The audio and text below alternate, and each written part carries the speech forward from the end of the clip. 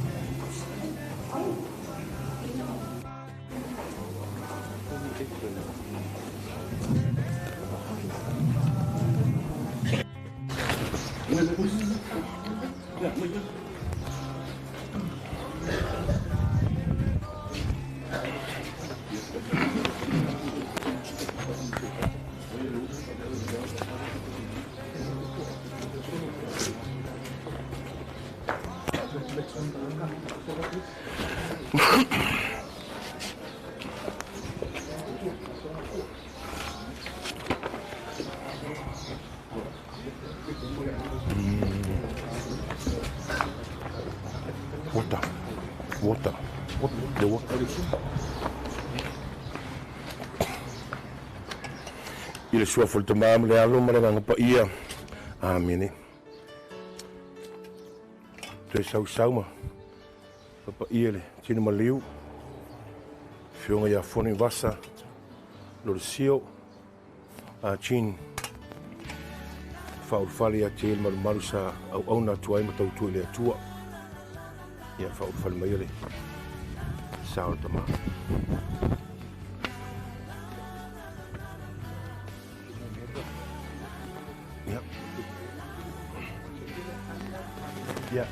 Ja, woman.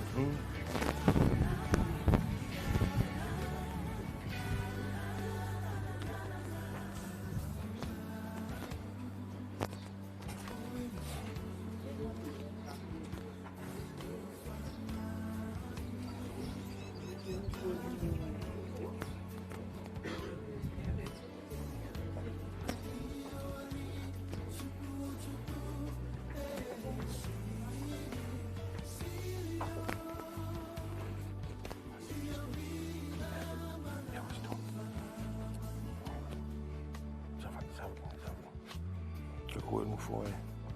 Weet je het vast.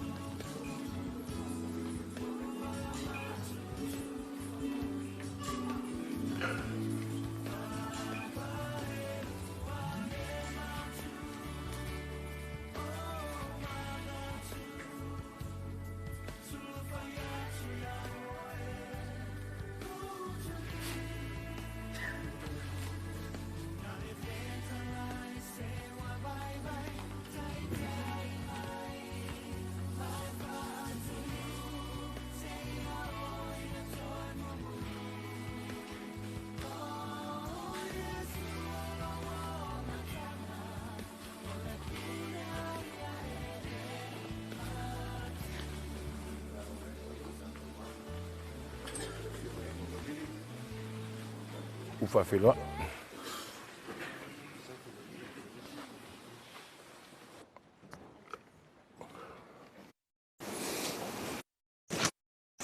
E ngā mana, e ngā ui, e ngā reuro, e niwhi atu te whare nei, e tūrou, e tūrou. Haere mai, haere mai, haere mai. Tēnā koutou, tēnā koutou.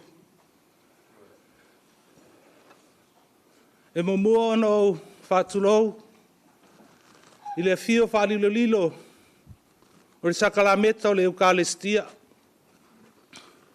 Whātulou atu fōi, lau fionga i taitai o sauninga, lau fionga patele mpatele, pa ia o lau whaingaluenga pa ia le atua, a fio fōi, a fionga i li minstar malotu tōtasi o Samoa, pa ia uo mai e masani, pa ia o ainga na lua, o Samoa o poto poto, i au tūlanga whaalupe ma le whaasaunga o au.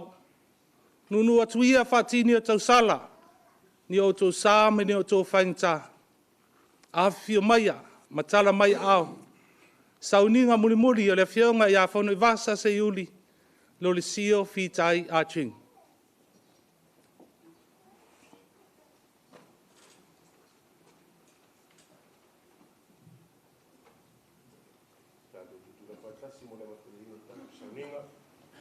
O peso fale.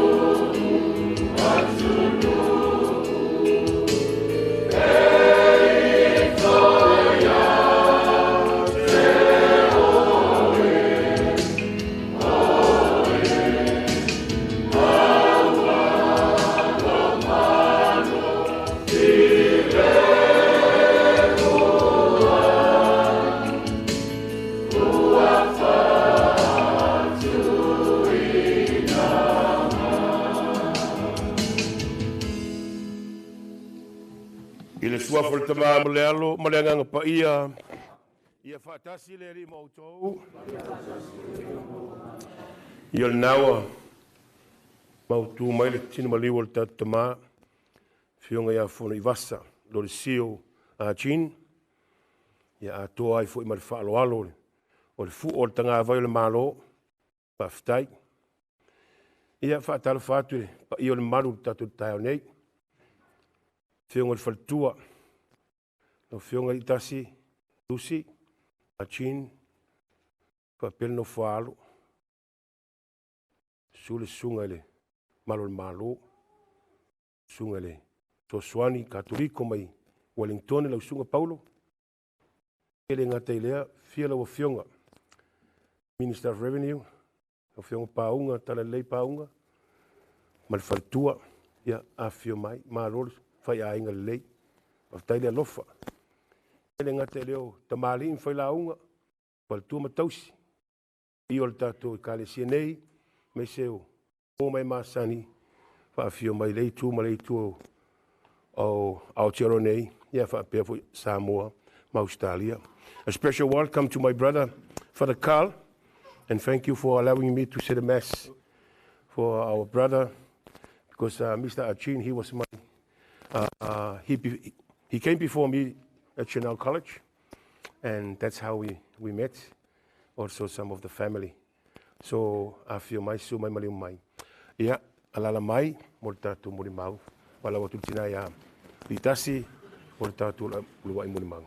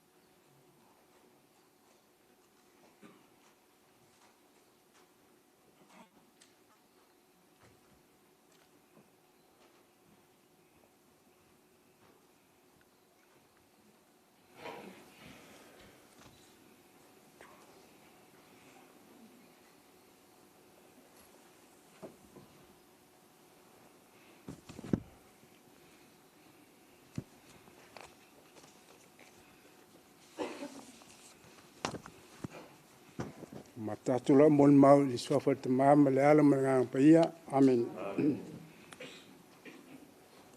Sa tau fu le va o toi lolo pe alo luma pe alo tua. Nuinga le pola sa o le sauninga fala inga o tato tama. No mai te wina lava tele mon mau. A mon mau fo mwa mon mau lava. Sui whanga so tatama. Luinga nara uplea sa fo va o lolo. Pe alo luma pe alo tua. Pe faisa mon mau pe le u whamare inga lava o na po.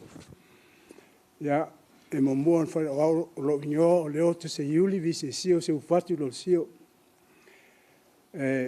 Tau songa ma tua ma Fonoivasa. Ya ai kapo mese kam whaiaksa mon mau.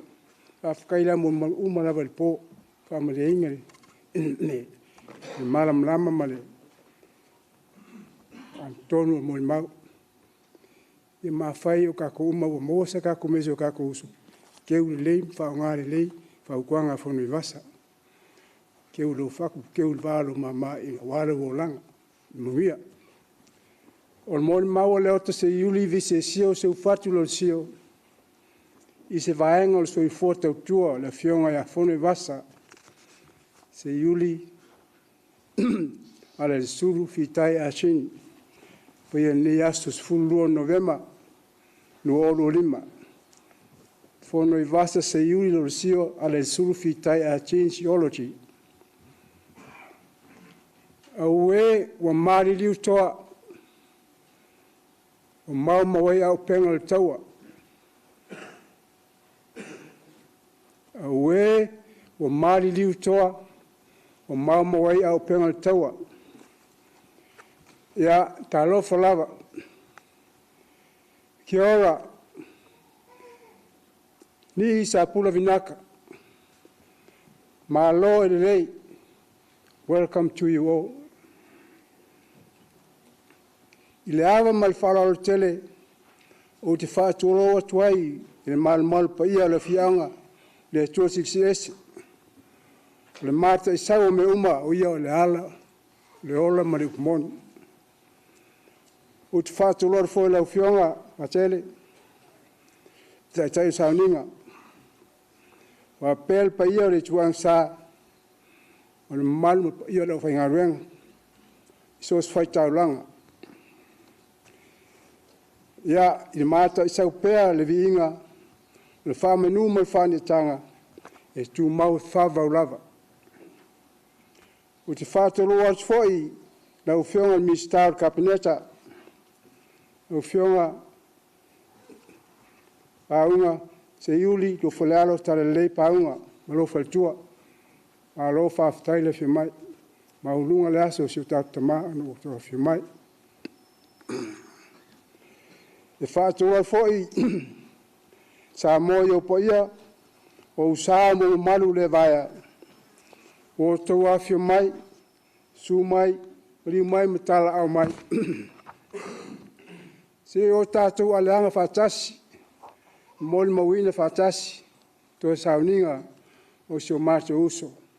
Fonoivasa Seiuli Lolesio Fitahi a Ching. Ala le taulanga pa ia le misa. Wai el tangata. A wai la inga.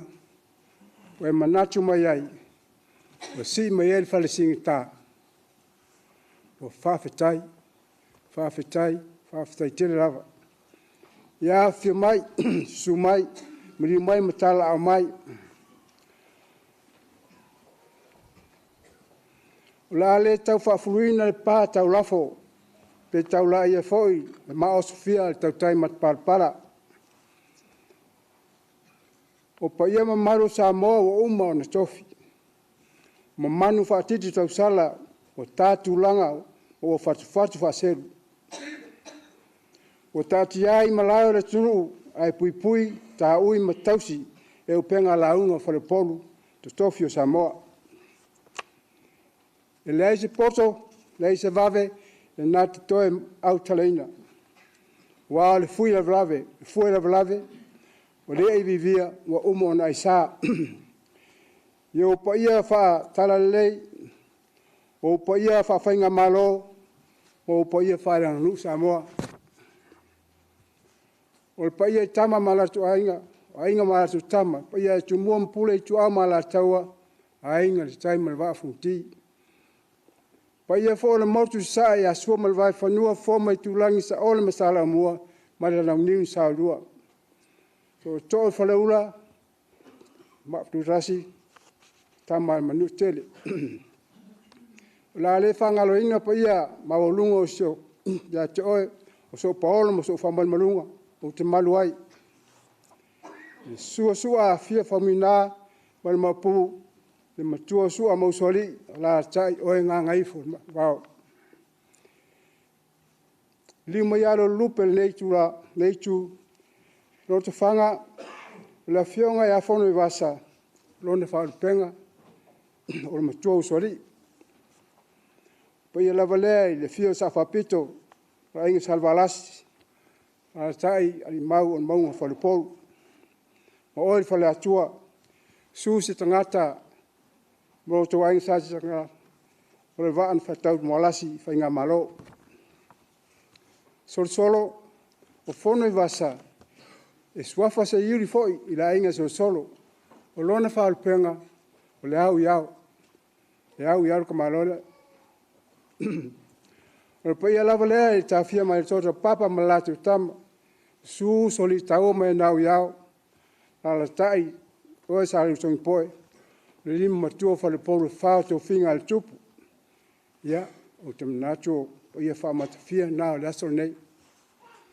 O la anu atu whatingi o tau sala, tu lou, tulong na lava. Ia whanga foia ro tulanga e mangalo se leo whatauwa. Tutula ia tuai le ava man mingao, man whalo le tele. Whaia ia masui o la inga, na te whanga, solo, maisi a fioanga. O te whaia ise mo le mau, so i fuatau tuo se o mata uso. Na fionga ia, Fonoivasa Seiuli Lolesio Fitahi a Ching. La matatu la ana whale o la mo le mau whapea. O Fonoivasa, o matua o Fonoivasa, o sunga ia atin, o matua Fonoivasa, o le sunga ia atin masenia, ala le su masami, ino te whanga masosolo. E tolu, la tau al whanau, Lolesio, o anto whawhine tō rua, o iwa malaloasi. O le suafa Fonoivasa, ma le suafa Seiuli, o le suafa mataia, a le ngolo Lolesio, rona noa papitema taulelea, na wha ingoai e lona tina.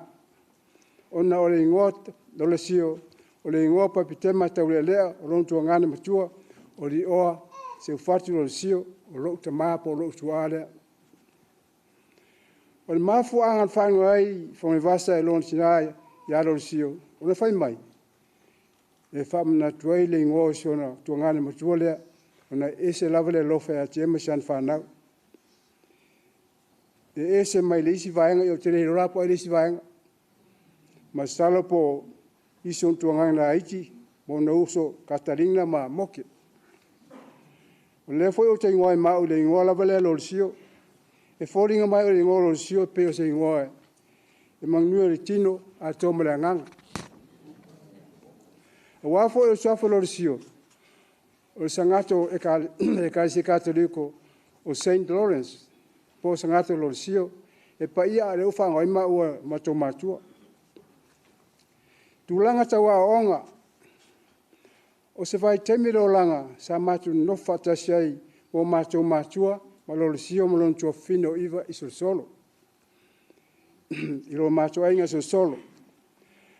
Na manao e ratina e o mai mātou te nofo no whainga tāo na maua sa onga, e a onga i lo tufanga. Sa maua lewa noa mātou te a onga o mai whatasi, i la onga tūranga lua a solo.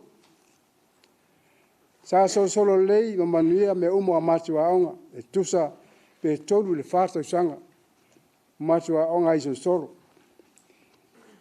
Wa mata suenga fai tu malo e loai tamaiti o ya onga maulunga e pia peitai na fata ia ma tomo matua no to saulis nao Lolesio maiva o mana o tofo ia tuia tamaiti ro fanga o lai ni surainga o ngase foi lon tama ala li sulu masami o lo sauni si ngase fiti. Maua foi la onga wha mai a onga Lolesio ma iwa i rotwhanga. O na foi la Lolesio ma iwa a onga i rotwhanga. Ai wha wau pēr a ma onga maro tua whine i la onga tūlanga lua i solo. Sa manuia a onga Lolesio i rotwhanga na au lea i likolisi o sanele momoa. Sa manuia foi la wa onga i solo o no wau lea likolisi o avele. Awa onga Lolesio Lolesio sangeli, e maua mai lava tala, le maua e tele rona atamai, ona e maua lava whailonga i tausanga uma, suenga.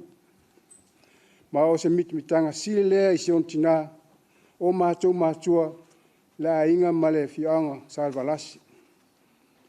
Tūlanga tau tālonga, e maua e tele foi Lolesio i me tau tālonga, ai mesio tālonga tamoe po athletics. I tūlanga tamoe o se lau mita, lua se lau mita, tolu se lau mita, ma le wha se lau mitas.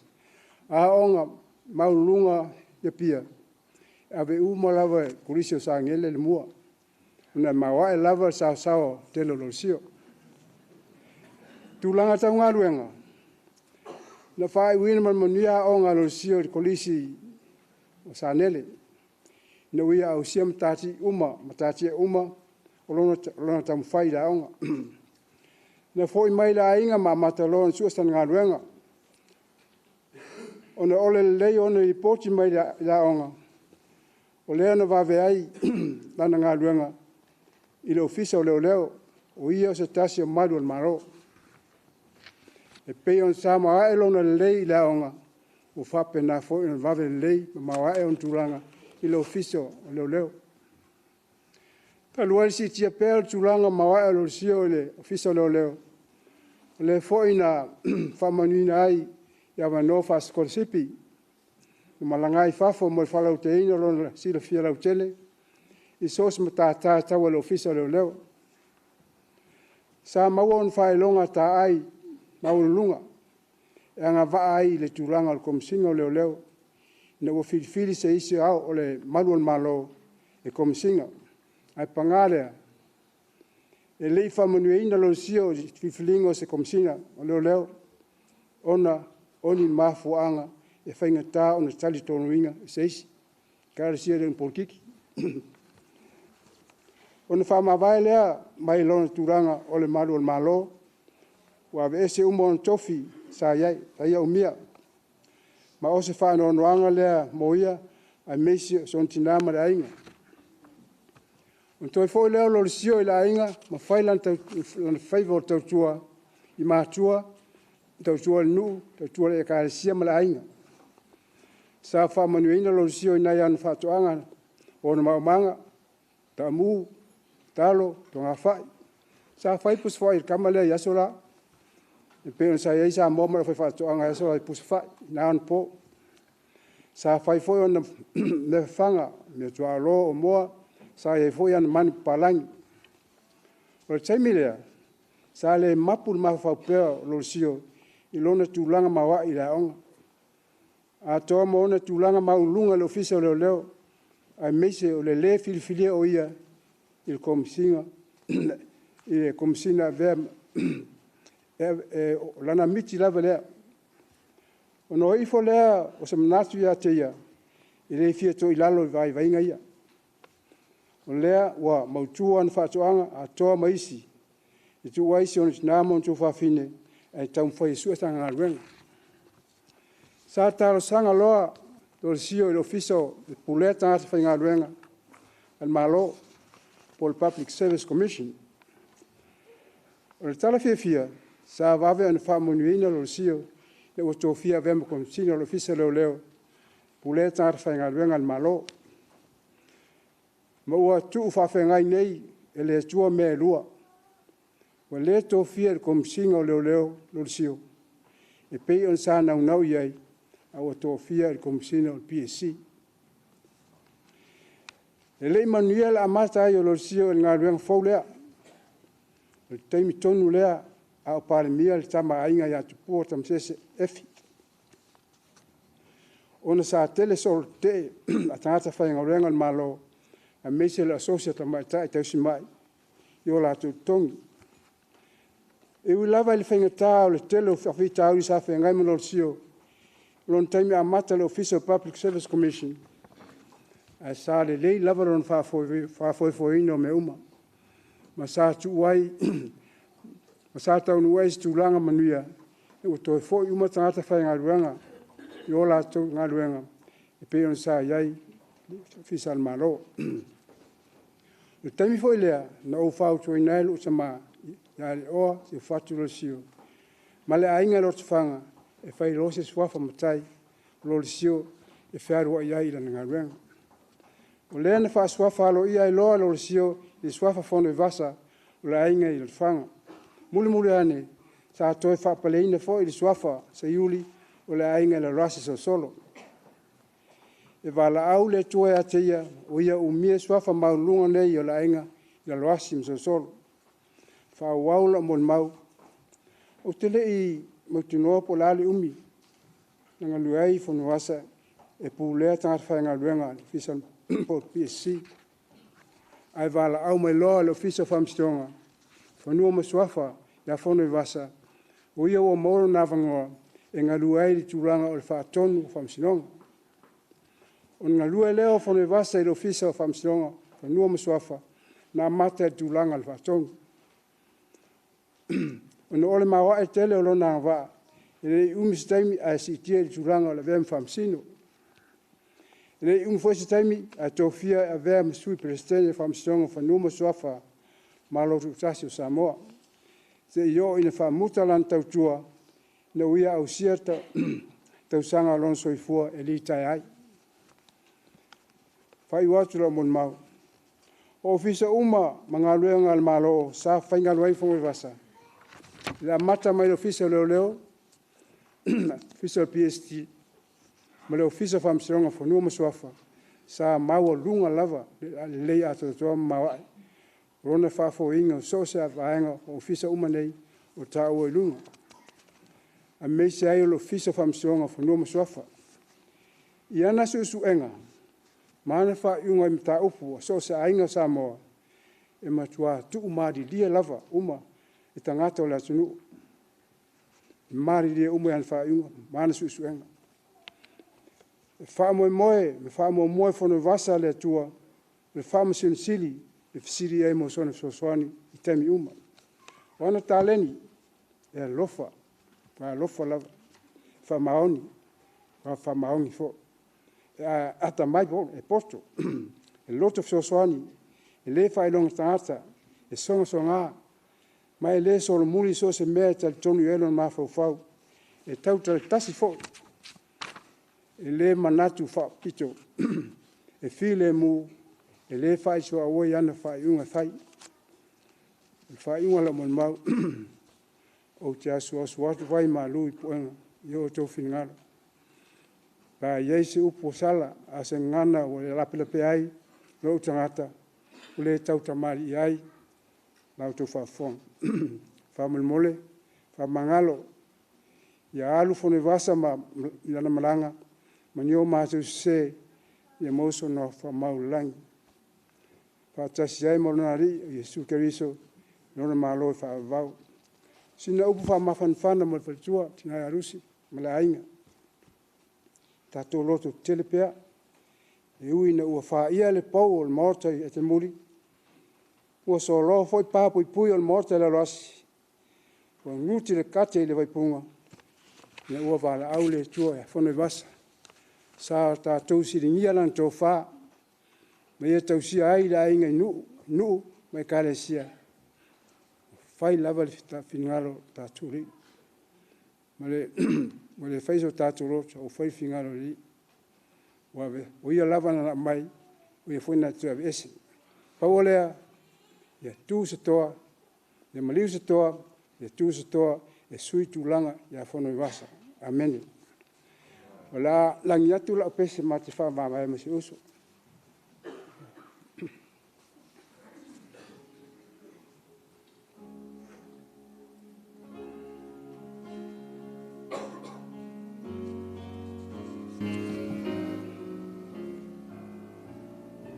Le ali ie ta i au ile ala tonu ila wafio uana o e na o e la wa o no foi vale fi le mu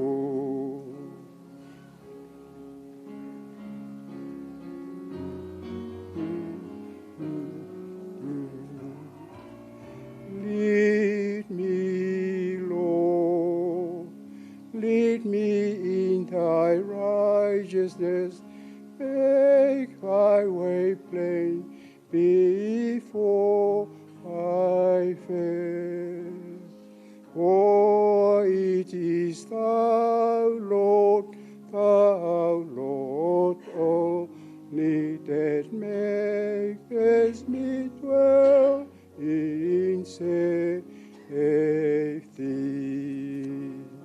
Lead me, Lord, lead me in thy righteousness, make thy way plain before my face. For it is thou, Lord, only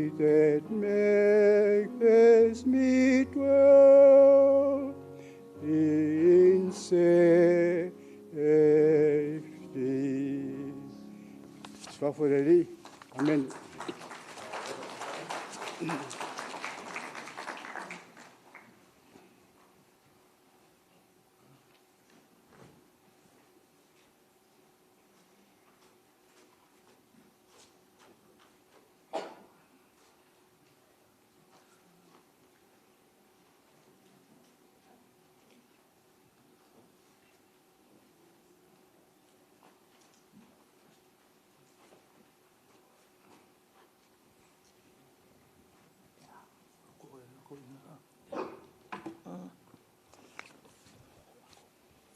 God is good all the time. Jesus, power. Yeah. Power per Yesu.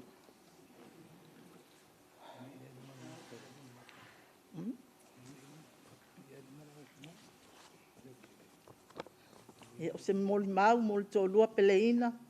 Ya Fonoivasa Seiuli Lolesio Ching. O te whaatulou. I le fio whaalililo Yesu le Eucharistia. I te tonu al malu pa ia nei. Lo sunga te tae o sauninga. La fionga Father Michael Alipia Enderman. La fionga Father Carl Telford SM. Le pa ia mal mamalu a fiangainga ma o tau whalitua. Le mamalu fa al malo. Mamalu fa ale anga nuu. Le pa ia o a inga o le tamaa. I loto whanga, solo, malua tuanu, i New Zealand nei, ma Samoa, e pele i lona loto. Na i o a inga, wo mai masani, tainane, a ma au lotu, St. Anne's i New Zealand nei, whapea mta ngā luenga, ta maitai o le Rosalio i si usenga Samoa. O aua le sina lusi sua, tolu manave tangaloa mika a kem. Fonoivasa Seiuli Lolesio Fitahi a Ching. Panga le whaingatā o le mawhitanga ua motusia. To o lua peleina ia Lolesio a Ching. Ona o le malanga al maliu ma leoti. Le whanau, Mala tō whanau, tainane whanau anisi o le whanau ale mā whanau. O ke topa aso luas fulwha i le tausanga i tasi iwa ono iwa. Na mā whaipoipo ai i le malu, le Immaculate Conception Cathedral Manurewa a Pia Samoa. Talo whae Lolesio. O whaamana waina i le atua o ngā luenga i le nei o langa. I le aso walu o ke topa, lua o lua lima. E maliu si au tautonga. To e se fulu ono aso i le aso lua sifulu wha o ke topa. Le lima sifulu lima o tausanga o le ma anniversary. Ai ui i lea. O le atua na foai, o le atua foi, na te toi whaamutaina o tātou wola. To o walu le mawhanau, lima tama tolu teine, tasi wa maliu o teine. I ngola ne o whanau. O pulotu Linden Chuling a Ching, whaipoipo atu ia a foa, whalana i pupu, ai o lupotea, sau i malai maalolo, to ono le whanau. Fonoivasa, fui ava, se ngā ula Lawrence a Ching, whaipoipo atu ia tau le papa misa, Joyce alofi vai, to o lua le whanau. Seiuli Brian Watkins a Ching, whaipoipo atu ia masa whai, Carol Chanchek, e tasi le la tama, ma le whanau to o tolu, la iti a le tuafine, na ititi ua maliu, na la vai tamaina, wa to o wha ail whanau.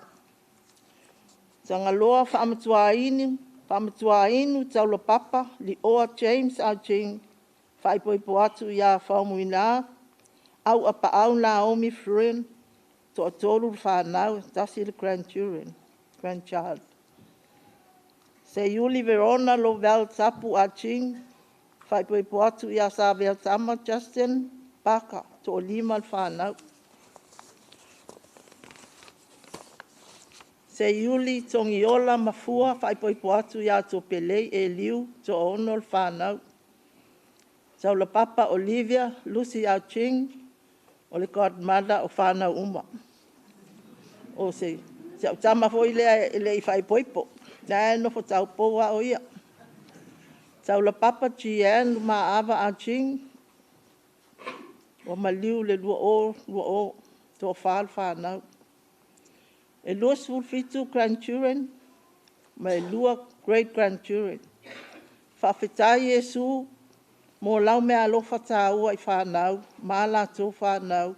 Na e fōa i mai mō mā ua ma tamā. O sili atu le pele ia Fonoivasa ana grandchildren, ma great grandchildren, i lo lana whanau mātutua. O Fonoivasa, o se tamā e le whaingofie o na winga. E le manao i se mea e whaale tonu. O masani ei lana whanau, whaapea o na ainga e pele ia te ia. O se tamā e tāle nia lo na o langa i ngā luenga, na tōwhia iai, whaale mālo, whaamasino e kālesia, whaatoanga e le whaawaiwai ai le ngalue malana whanau, whaatasi ai, manai tama o lona ainga mai solo, malotu whanga e sosoani whaatoanga. Sa whaipu sa talo, sa amu New Guinea, lau mai New Zealand nei, so ngā whai, fuala au aina, ma fuala au whaisua, e ave le marketi. E fia foi, mo se ia mai moana, o te sami.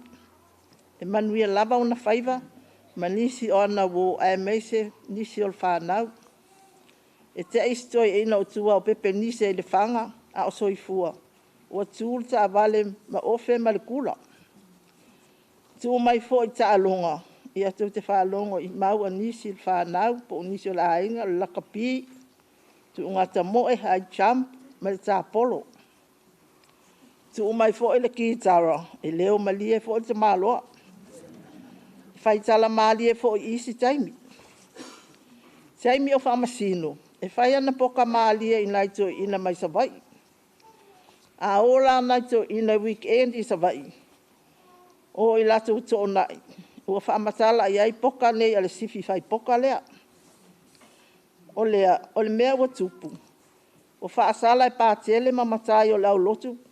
Le toi ina. O loa i le isi vai aso usuatu le fai poka fei loa i manai toi ina.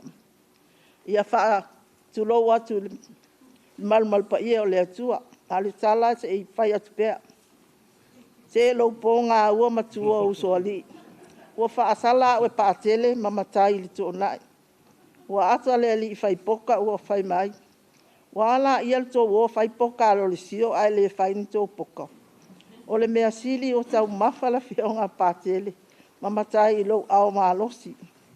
O na winga ia whaangalunga tāi le tamā. Ia sauia i nā alu i lau malanga le toi fo i mai.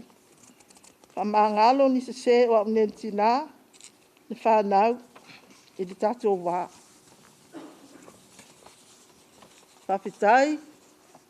Whawhitai te le lava lo lofa whamaoni. Se io o le taimi u wala au mai lo atua le tamā. A lo whaanga mo oe le to olua peleina whapea le whanau loto mawhatia. Enjoy heaven with our daughter, Taula Papa, Gian, Ma'ava, and Ching.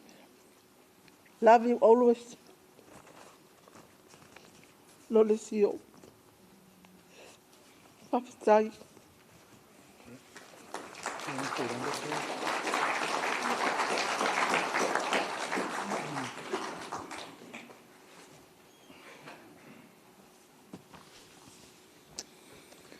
Mano whawhitai. E lei whapopo atu se mole maua tina o te walau atu nei o uso, mane o tō whawhine. O te awhi o mairu manei, whaman mod.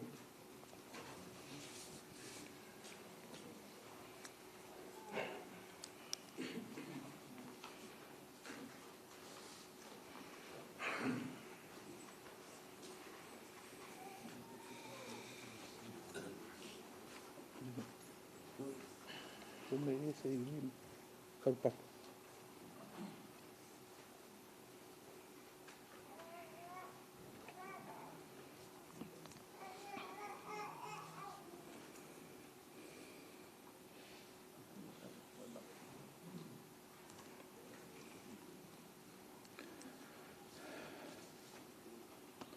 O sina whapopo atu se mulu maua si o mātou tina.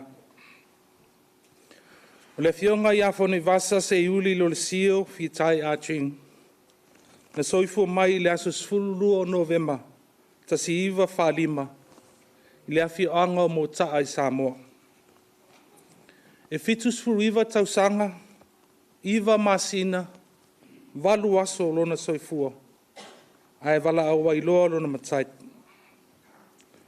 O lona tua ata mā, o se alii mai kentong i saina, e swafa i a Fitahi a Ching.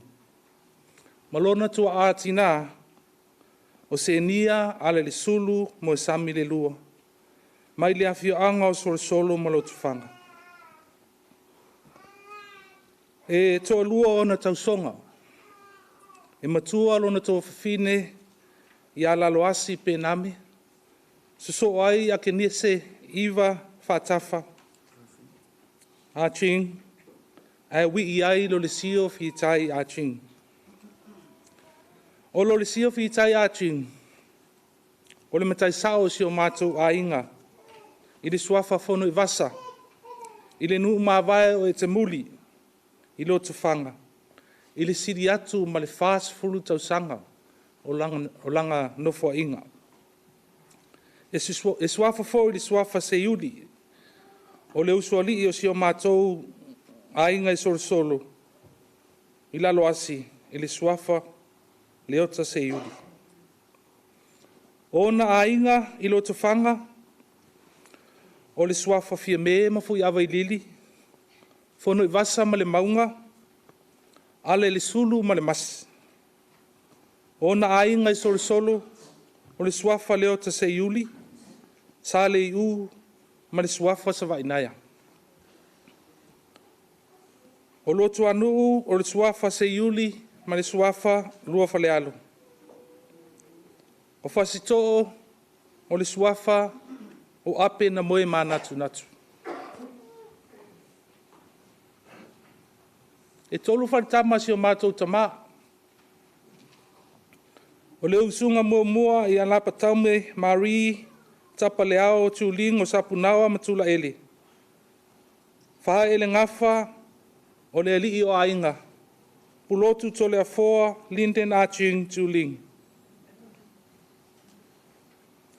O le usunga lona lua isi o mātou tina i ali tasi lusi le sina a Ching a kem a fine sua ton manave mika a kem i sa la valu mga ngaifo le vau.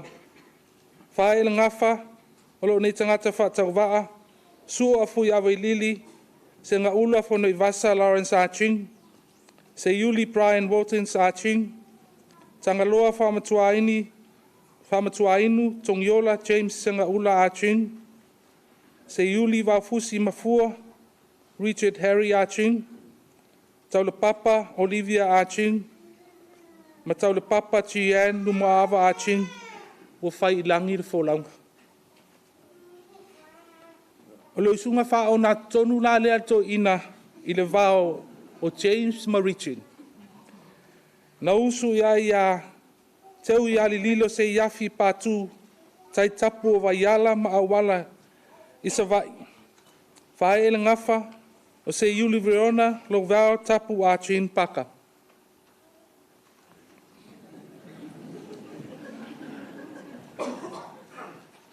Ia o whanau ia asi o mātou tama. Te manatu fōi i mori mau fōi i daso o le long family service.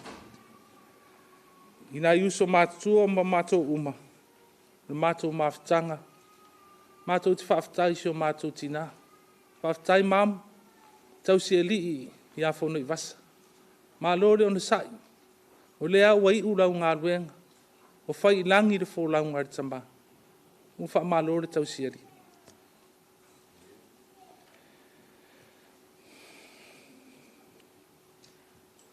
O nisi nei o whaamaunga, sa tapene ina e si o mātou tamā, e winga ilona soifuanga. Sa o tau ina lona soifua wha lea o onga, mai lea onga malisi mulivai.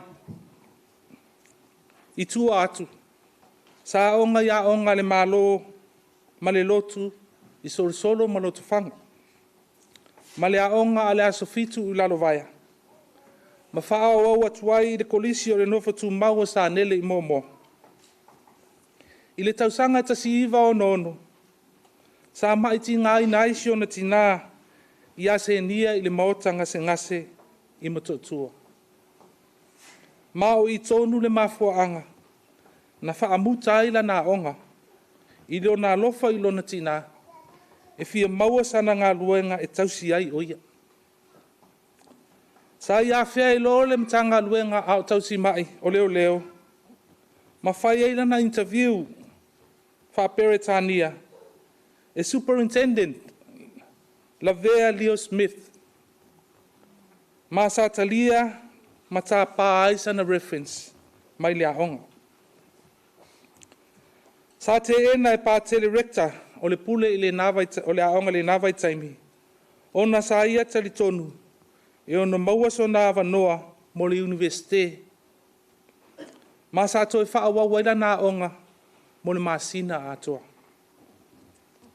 Sa talia i loa, wha manuia pātele PX Toffee SM, i le mai ai o le tele o ana tausanga, mo sang na reference.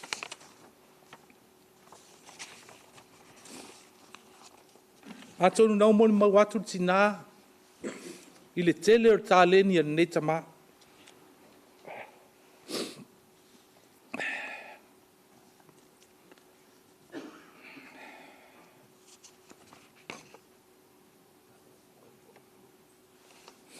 A tonu o le fo mai i le sui o le malo o le atatia ni si vaenga.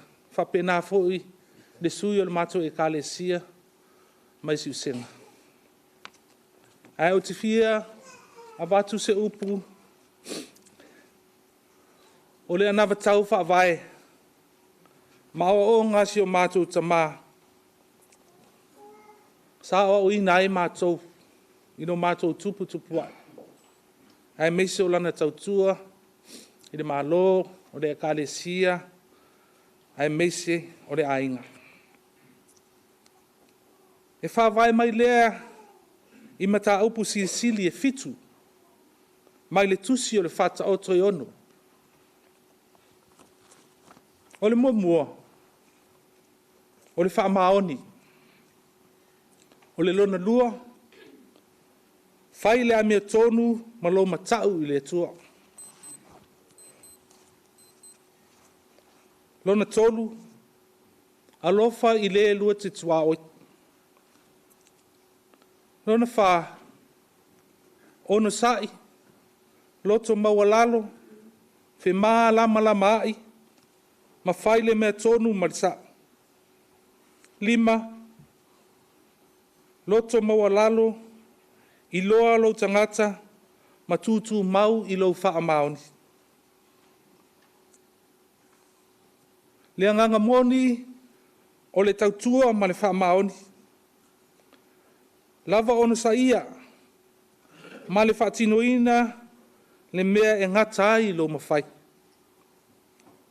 I lo nā te lenga, ia whaamamaluina lo wolai, ma savali ma le alii i taimi uma.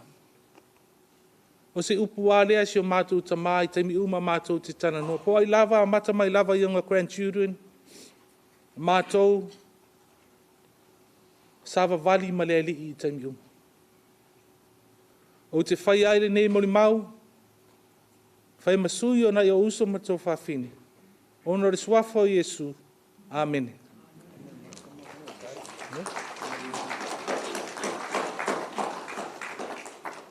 Te wala atu mal whaaloalo i lau whionga le minsta, whia maia, whai se muli mau i tātou malo.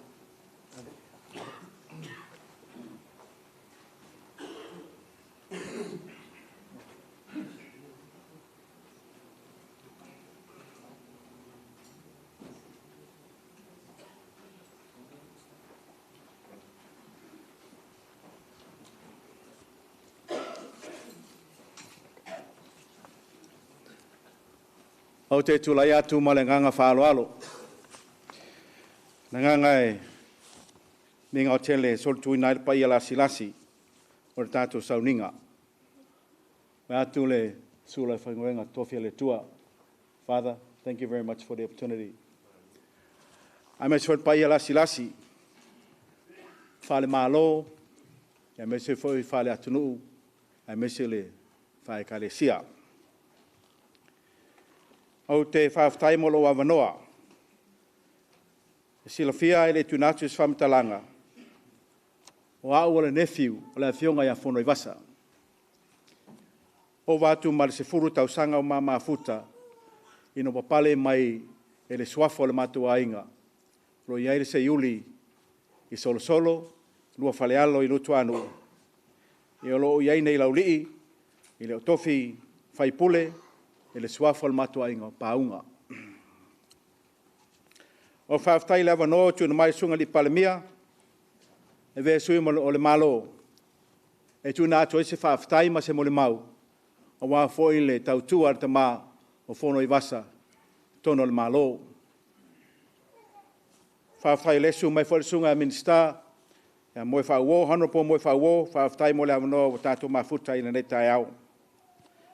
E pa ia whai le malo, wā foi le fio le fionga le malo le malo malana masiofo, whape foi sui e fono sui tō fia, ma lato masiofo.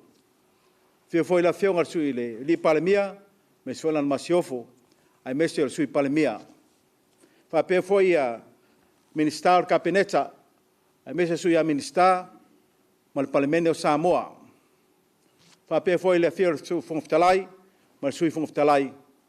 Pa ia whale malo, ua tūna mai e whalo ale ate au, tūna atu e se mo le mau. E whainga tā, le mawhitanga, ma le tamai a Fonoivasa. O le pai alawa le a wale fio, o tama o malato ainga mo lato tama. Lusonga tu mua mapule, tu au malataua, ainga le tai ma le waa o fonti. E le tūlanga whaalo alo le whawhtai nei amano o tāua, o whai e se mo le mau, ale malo, i zeu tamai a Fonoivasa, Seiuli Lolesio a Ching. I le soifuanga lua nei tamā. Tu sai ma pepa o whaboa maunga. I le tausanga tasi le afe iwa se lau ono. Se o tausanga tasi riva se lau fitu suma fitu.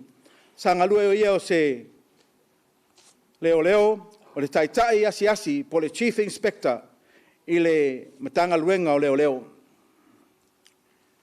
I le tausanga tasi le afe fitu suma fitu. Ho el tausanga tasi la fe iwa se lau wal se fulu. Sa moe lona wanoa.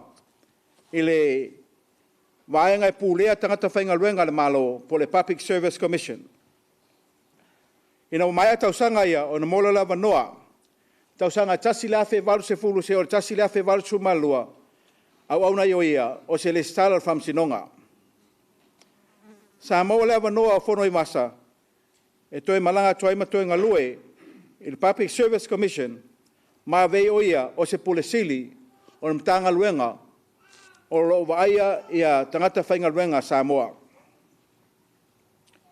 I no mai ala le ngaluenga lea, to e mora wanoa mo tausanga la talata se fulu, ngalue ai o se whamsino o le mtanga luenga o whamsino ngā Samoa, whanua mai ele.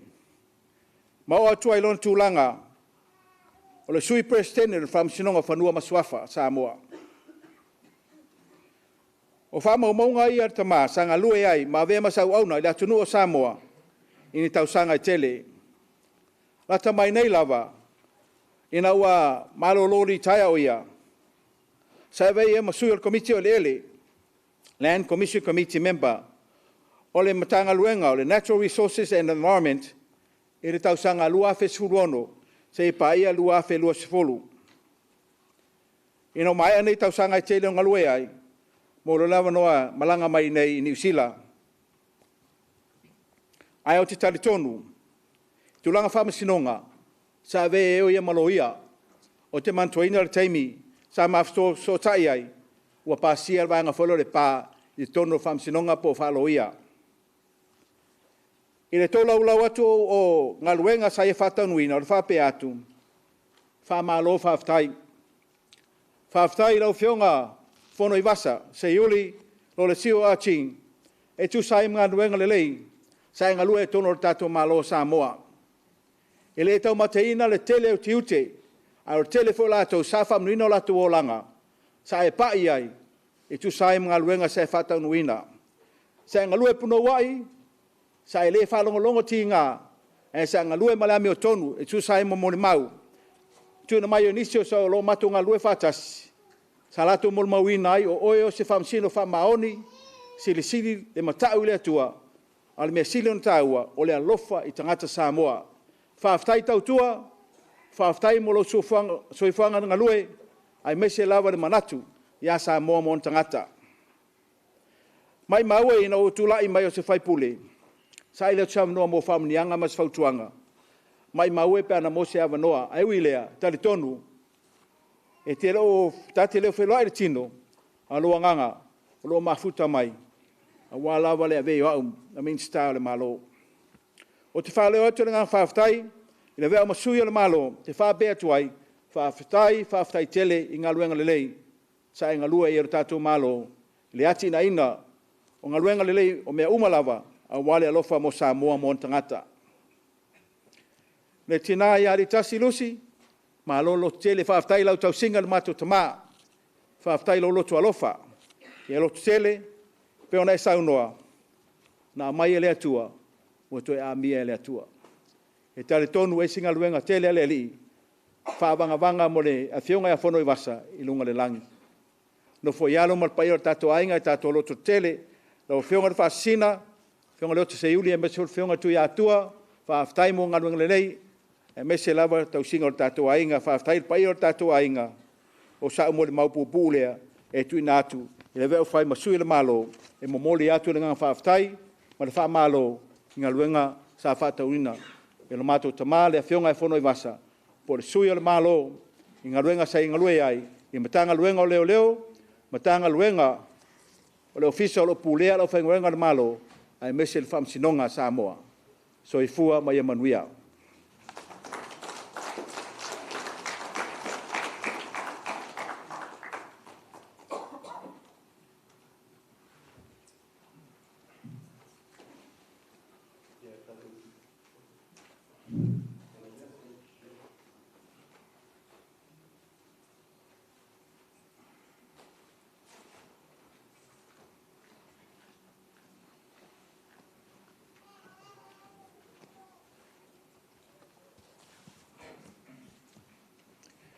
E momoana whatulou le whio lo tātou li, se kalameta le Eucharistia. Lo te foi le whionga patele, se foi le sunga i sosoani. Te nane le whionga i minsta, le whio mai a minsta kabineta ma la whatua. Karwa foi le tina ma le no whaalo, mese ainga o le whionga ia Fonoivasa. Le whai atua se mo le mau o le mato e kalesia suseng. O lo ingoa o sena folava, te alavea hant. Sa mato au lotu mai mo Fonoivasa malusi, ma le whanofoalo. Le tapena ina o le mtanga luenga a susenga. O le matanga luenga susenga na amata i le whatu le tasiva i vatasi kanga luenga. A lumatu sa mato ngalulu e ma Fonoivasa ma malusi ma lisio taufa tapna pena le tanga luenga le asusenga. Longa winga o lusi ma Fonoivasa. O poutu ia le amatanga matanga luenga asusenga. Sa fai ngole taimina matanga luenga petelo sanele. Al taimine la ua fai ngole matanga luenga tamaitai o lo salio. Ile tasiva fitu ivatasi na fa umusai le ngā luenga sa mato ngā luenga. Le ngā luenga le fai ngofio na fai. Sa vai ono ia ta fale ole ia vaenga o le ekalesia asio tupe esu ai le tupe faile ngā ruenga lea. O Fonoivasa la sa ia la matou group, ka o group 5, e 5 vaenga vai le ekalesia. Sa fonoai ma ngalue malosi. Mo sue ingo se leni e fai ai ia le malu o le li. Lua le tau a mata le ngā ruenga. E te siwa iao mo po te leo teimio. Ia pele asa su e tupe na vai tau. O se tangata e finau. Lau matau ne na ai ai. E foi on tau whafonga mai, mate mai whatasi i loto whanga. E Fonoivasa ia e se na wholawa. I leo se mawhutanga lata maile mawhutanga ma Fonoivasa. Mawhana tele le mawhutanga. O la ua mwho ia na muli maule. Ma whapai aino maua e pa televilo. O la ua sa muli maui. Ma whapaianga malo mātou ainga. Tele ni lui tau sa whengai ma le mātou mutanga luenga. Au ia sa whamemu iei whautuanga au mai. Umanei whailwhara sa le, toi whailwhara sa whaulau o tau tatanga ina iei ua tū. Laua o sue malingoa le mutanga luenga. I le tina o le losalio. Le lua o tasi o na whaat. Na umusaili ngā luenga lea. E le e whaingo fia fo ina ngā luenga lea. O le taimi sa ta pena ni ngā luenga te lelea. O le te Fonoivasa i le mātou ekalesia. Le ta penanga la to whaingo le malu lawa i le taimi le nei. Ina ua mata le ngā luenga ma whanga solo ai. Ia. E luasfulu masina o whaulu ngā luenga lea. O se tasian mako ekalesia e le mawhai ona whangaloina le ngā lue o le mato te utupe na vai tau o le sungai atoni, brick house. O ngā ia le nā e tautia le vaingo le tupe o le ngā luenga. Na whai ona whaatino ngā luenga e le whaamane a familiona. I le nā vai tau. Ia nā ua tōtautanga i le whalsa a siusenga. Ia e whiololo ale te leo le whalsa. A o Fonoivasa. O na ia le taitei whono na mata tā pena ngā luenga lea. E o mea le teimi utu ai le tasi ma Fonoivasa le mātou mta ngā luenga malanga mai New Zealand nei. Ia mātou te tonu. O se tangata e misia le mātou ekalesia. O na winga tau safia. O na winga tau talsa foi. E le alo foi Fonoivasa ni me fai. O a me fai la mua ia Fonoivasa i me fai le mātou ekalesia. E misia foi mai e mātou ekalesia siusenga ia o lua tina tusi ma le mai a Fonoivasa. Ono te lelu lunga luenga sa fai mo le atina enga o siusenga. A le eifo le loa lango ma le tau mo fai mai le amatang. E le o le matanga luenga siusenga le mena o iai. Sa poutu o lua e le tātou ngā luenga. Manisi sa mata tātou ekalesia. Ia whawhitai mo ngā luenga le il tama. Hui wa umina lua tuua le tātou tanga luenga. Ia alai ai lava o suni mawhioi. Na ia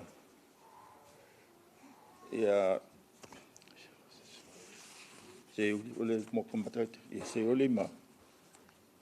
Lona ainga o lo ngā lue whamauri pēr tautuaino tātou ekalesia i Samoa. Hau nā alofangia le atua ia o le tina. Maua le soe fua malos. Ia a meise i longa ana le lei. Ia fua i pele mau i whanau o wale tau singo lau o le tina. Neu soe a Fonoivasa. Lo fangia le atua le tau i le atua lau tau tua. Ilana ekalesia.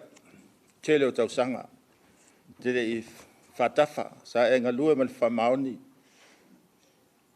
te tonu sa o muli mau ia na fai. O se tangata e whamaoni, ono to whinga fai. O whea le ngā luenga, ngā lue ai Fonoivasa. Te tonu ngā lue Fonoivasa ma le whamaoti. Mele whene nā e le ai se pō ngā. Po whea sa ngā lue ai, ne neito ina. Se tasi ne o ngā asa moa, e mutua whamaoni na ngā lue. Mai maupi ana te len Fonoivasa. E mutua te lele ngā lue ngā Fonoivasa na whai. Te mi whai ua vai ai le ofisa leo au mi style. Te le o mela e loa ai Fonoivasa mana ngā lue ngā whai. I le tasiva funu ne luma i ofisa leo. Ele se ngā luenga e whainga o fi, o le mena nā leo te whai atua ele. E ngā lue ma le whamaoni, ele se pō ngā o ngā luenga na te whai. Nei whamua mwole li ia te ia na whai unga o mai whai. Pea me ono ia na le peisa ai le soi fuole, o le neita mā, e sao ma le mātua toa.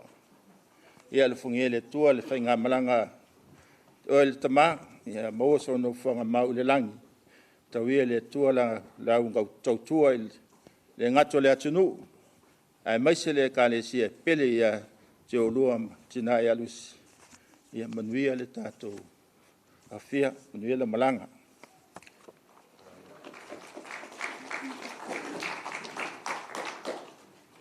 O leo whakawalongo mai au e pake. Whaile wisa e wharsangei i le sefururua. O lea la whamaruru aku pa isi si mori mau e koe kumai. Ia se i mai a marika ko misa marika ko kunga mau. Ia kalkalangoai rea. Ala whaika ko saunginga mo le whaaloalo.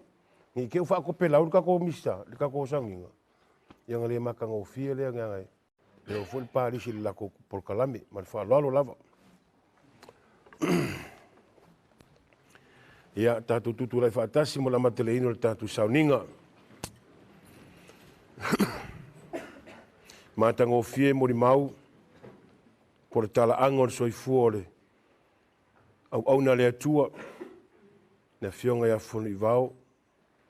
Fonoivasa Lolesio a Ching, ia rofangia le atua mapuatu no na nganga le malo e whaavau.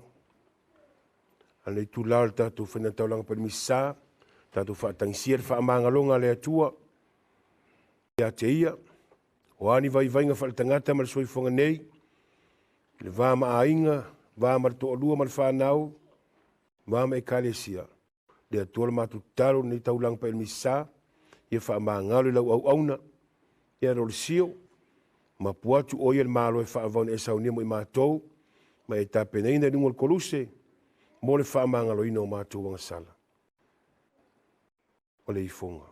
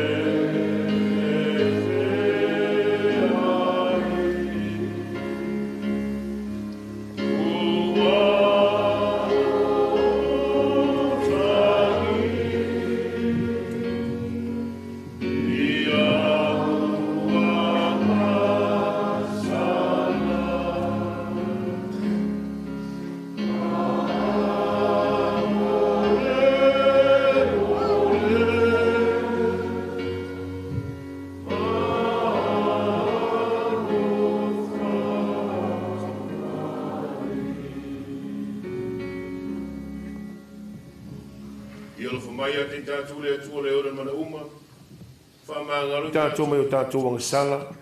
Mataitai tātou i le ola e whaavavau. A walo i mato re whanua noa ma le maa o no le ang sala. O li iua malo i mato re fia fia. A wana to e tū keriso manu malo ma le oti ma le tunga mau. Mo oe mau tanga sala i whaolaina. I sua fulta maa ma le alo, ma le anganga pa ia.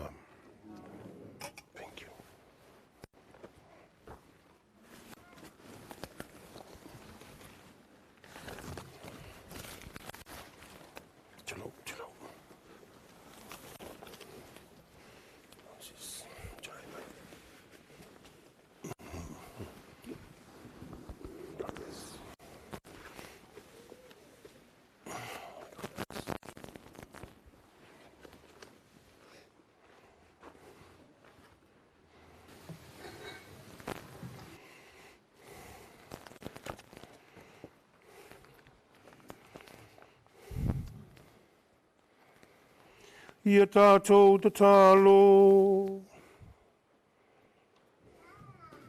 Lea li ie, whaafunga mai e la mātou te talo. O le whātu wino lo walo na ie uoti, na e whaavai na ailo mātou whātua tua. Ia mausari fo ilo mātou whaamoe moe, mo lo mātou uso ia Lolesio la au auna. E whātasia o ia makeriso to e tū. Whana lo wanganga tina ia lusi, no whaalo ai ngalua uoma e maasani. Ai maise nei whapotopotonga. O la mātou o lenga nei a lātu lo mātou o liyo Jesu Keriso lo ualo. O le eso e fuama pole whaatasi ma oile mawhitanga ma le nganga pa ia. O le atua e to atasi, mo le whaavavau lava. Amini. Lala mai, tatu whaitaunga.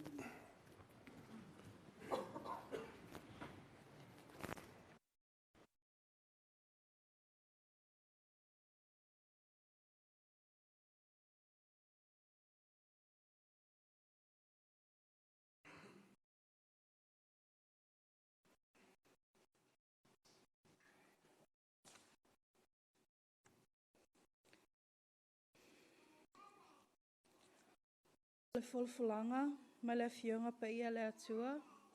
Tātou te mau mai le tusio perfecto Isaia. Isaia lon ta upe lua lima, fai upe ono se e whangata mai i le iwa. O le matua, whaauta, o lo tātou atua le nei, sa tātou whaatatali i a te ia, ua ia whaolaina fo i tātou.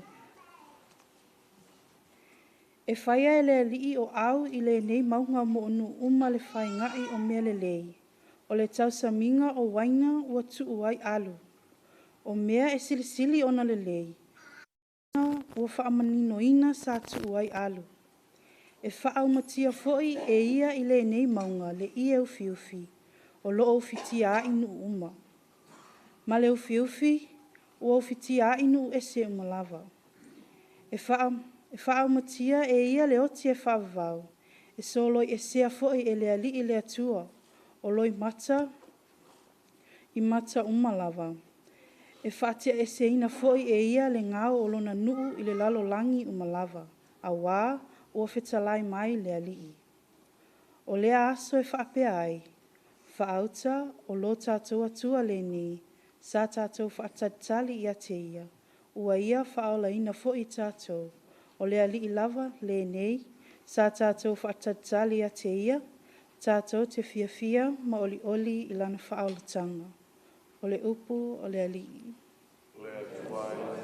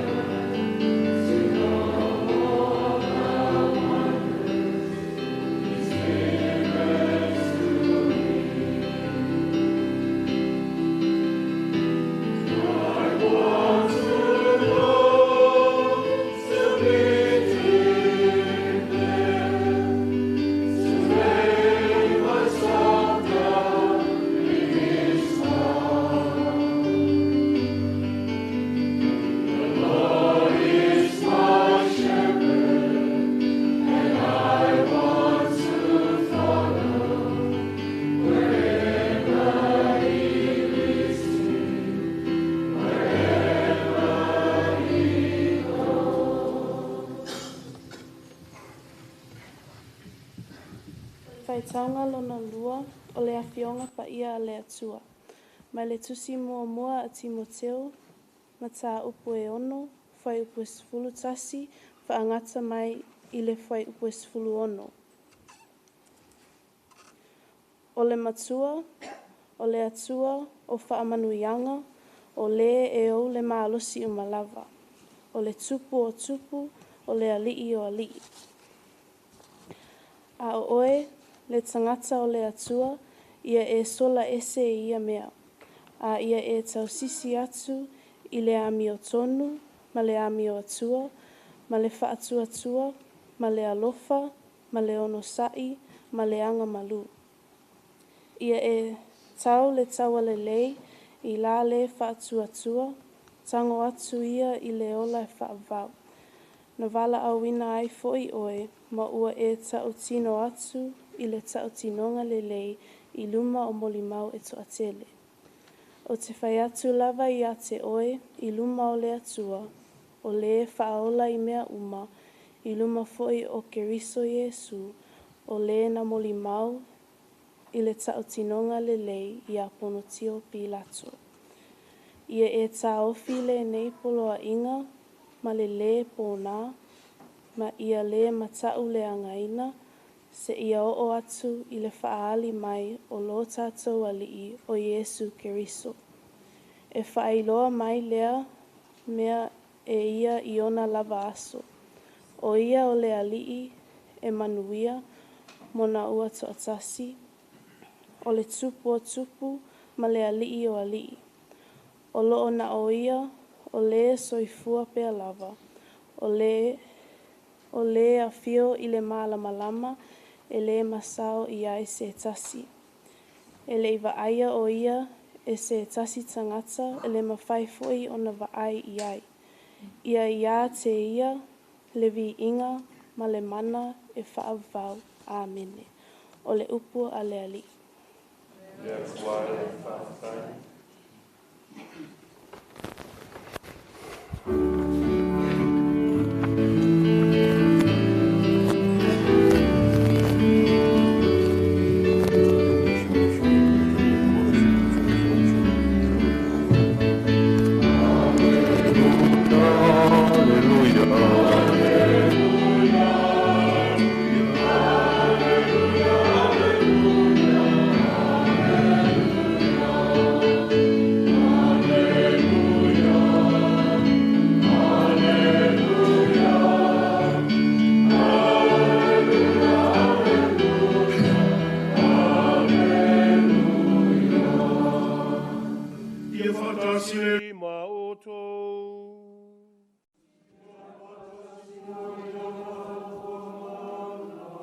O le fola ino le tala le lea le arima i le evangelia pa i o Ioane.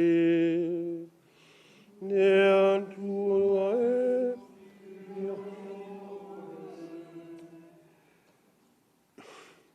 Wo atu Yesu, o sila fia, ona sila fia lea ua sofa o ia i trunga mau.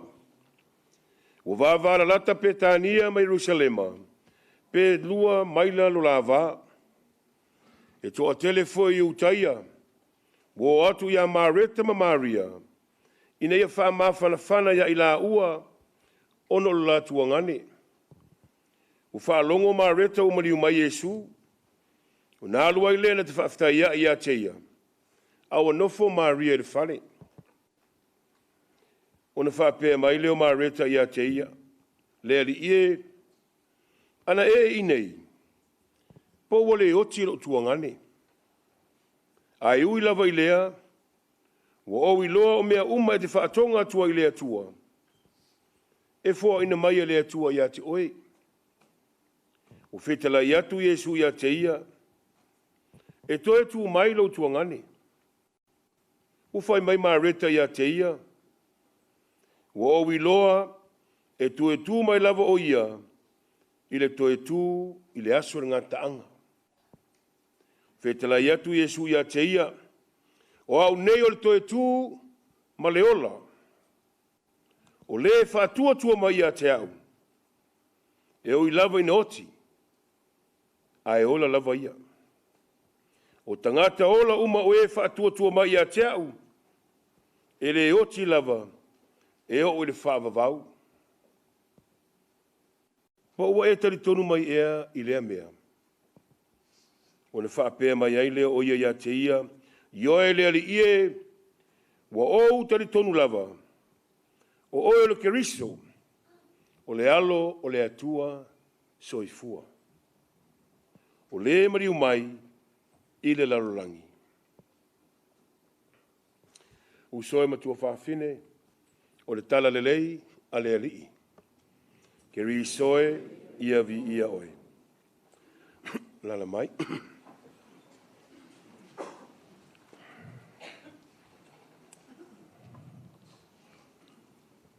Talo fai. O se au auna whaamaoni. O se au auna po se tai tai.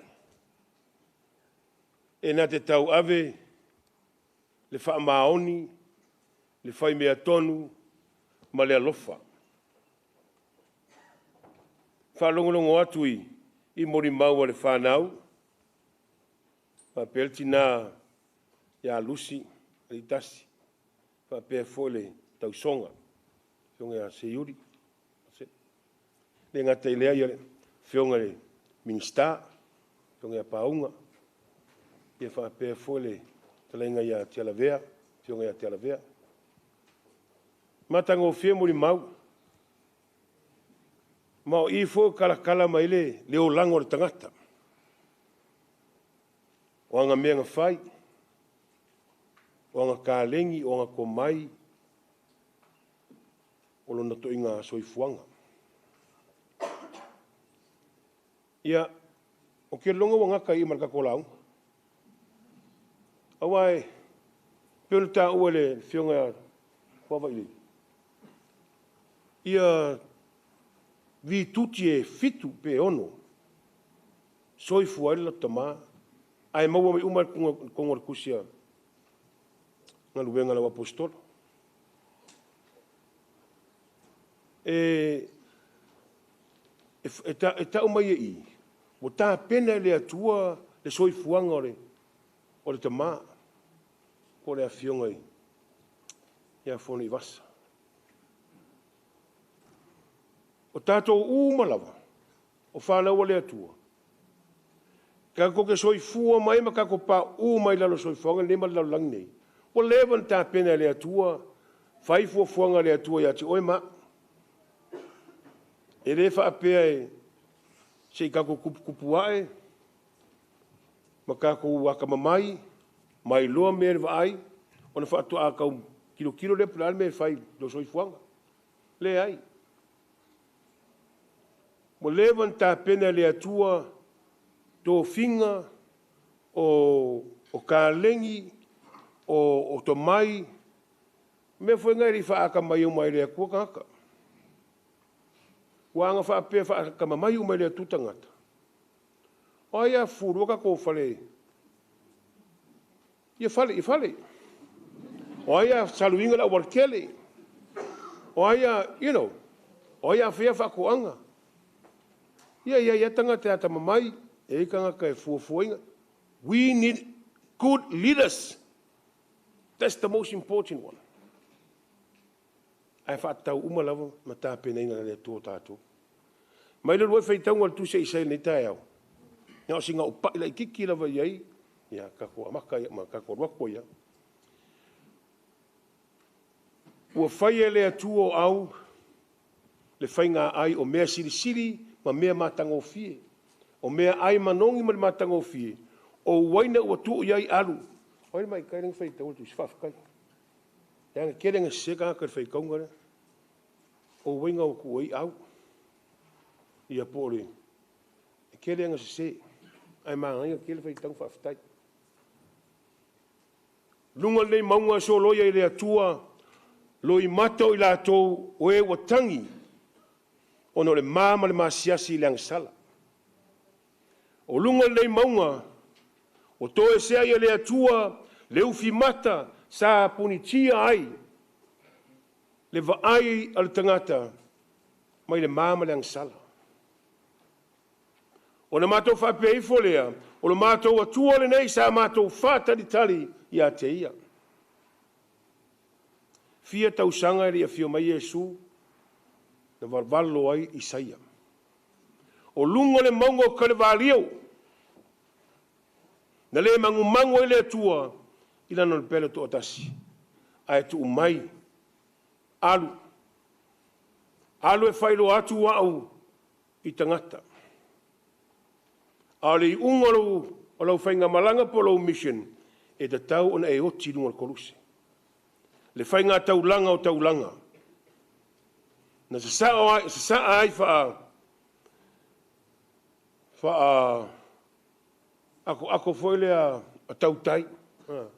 Se saa wha Nal kaunga mea sa wha oti le uto le salvo. Mai si le fian me de ka foi aku. Le mangu le atua. Ai awina mairo na alo. Pe malai ai tanga ia pe pangatia, pe upuia, pe ikangia e lalulangi. A o ia o whaari mai le tamale atua tamaa. E leo toi pose li loi whaafonga ia whionga pa ia le atua soi fuanga ma le tala inga Iesu. Na tu umai le Iesu. O le na te talia au, mo talia le na awina mai au. O le whaalongo mai a te au, o whaalongo le na awina mai au. So all his mission is nothing about him.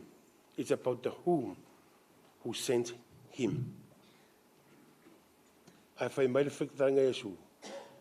A o lena te talia ina e maua e ia le ola e whaavavau. A tatu sila i aima tilo i le soifuanga a le neita maa. Se tangata ng tape na ina le atua no na olanga. Ia, le fua tala no mai le tusi fai tanga longa lua ni tai au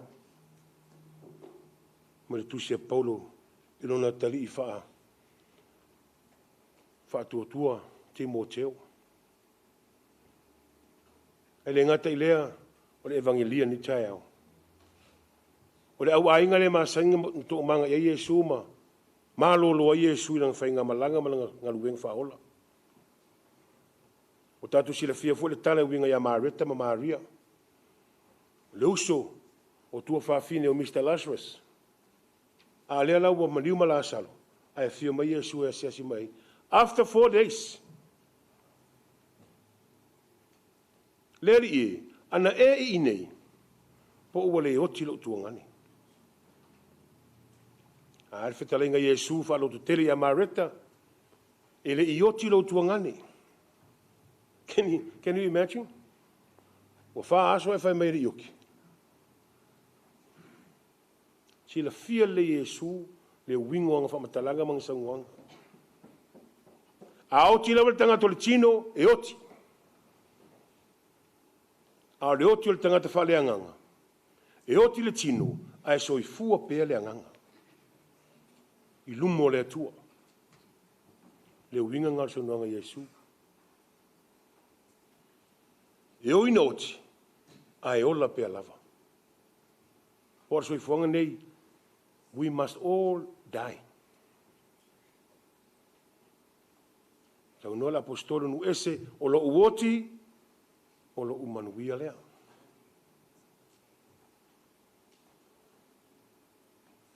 O au neo le ala, ma le upumoni. O le fa tua mai a te au. E ui noti, a e ola pea lava. Koe sau ele mal whawhasira Iesu i kau Iesu i Marita. Pe e te talitonu mai ea. Whasiri whenga Iesu i a oe ma o laso nei. Pe e te talitonu mai ea. O a ore toe tū, ma le ola. Le ala, le upumoni. Whamei Marita i oe le ali ie, wo ou talitonu lava. O oe o le alo le atua, o lea fio mai i le laulangi. I o le kakokari nga. Pa i le whanau. Ma vai lili ma. Usom tua whawhine. Grandchildren. That's your big legacy. O le whaoso le nā le tamā. Leo tu mai a o tō. Ma le whanau. Whaau le legacy lea. Whai mea tonu. Le alofa. Ma le whaamaon. Wa le nganga o le atua. Le isea ngā ka kuia popoko i mā kama mai. Ai au noa ma le whaamaoni. Lo tō mawalalo ma le alofa. Whai mea tonu. Ia. E mala uma kako. Ai lo whangia le atua. Wha ma whanwhane le ngangole. Tina lo wha vau. Pelo no whaalo. Wo mai masani le ainga lua. Mai tu tino SS. A mese tato e kalesia. E wha ma whanwhane le ngangole atua te oel tina. Le itasi. A Lucy. Ai e mapuatu le ngangole tama. Ia Lolesio. I le mālona sauni e kerusa mo i tātou. I le suafo le tamā ma le alo, ma le ngang pa ia.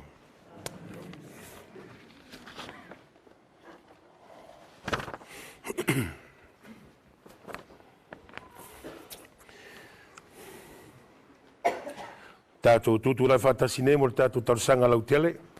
Tā penaina le whanau.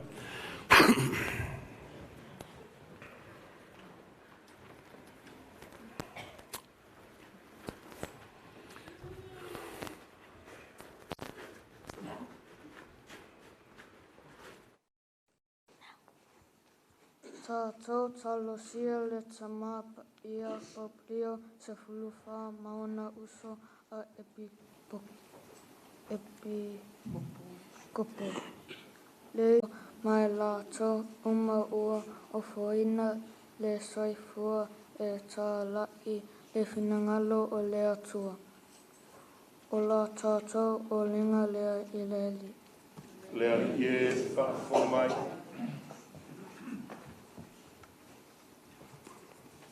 Tātou talosia le while mu le laulangi ato. Ia I ai pea a ao o Iesu le anga lofa mamana. Ia pui pui ma la veina I lātou o lo a fia I le toto masaa ma le loe mata malingi. O la tātou o lenga lea I lea li. Lea li e whawhomai.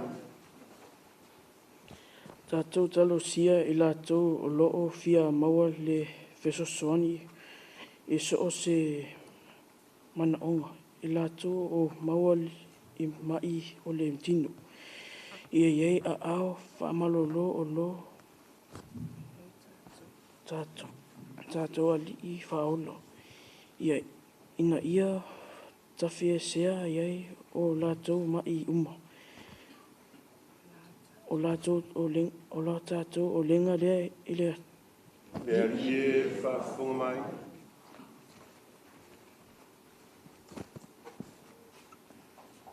Tātou talosia le whainga malanga a le tamā ia Fonoivasa.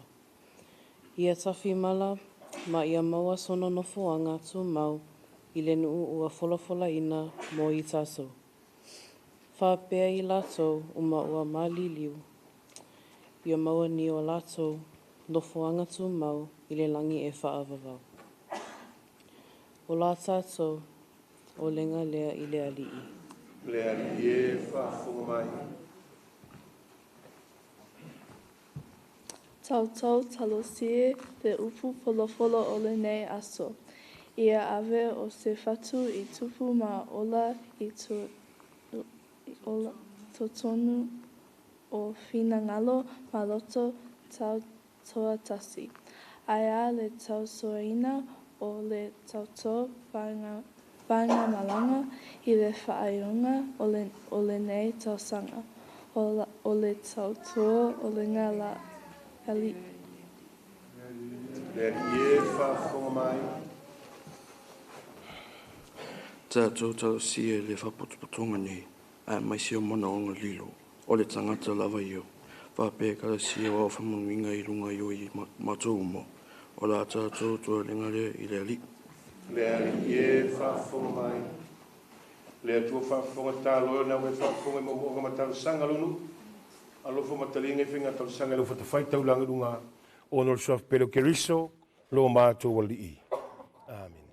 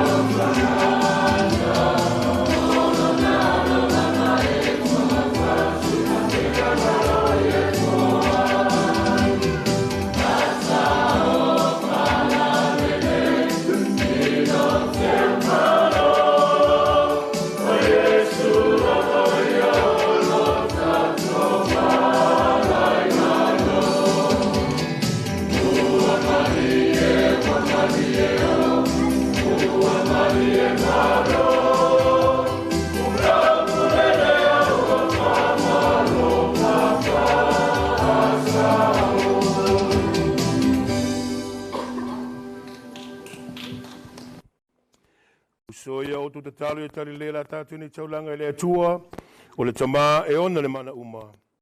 Ia talia ni taulanga mai o lima. Ia ngā fue mo i tātou mana i kare sia pa ia atua uma.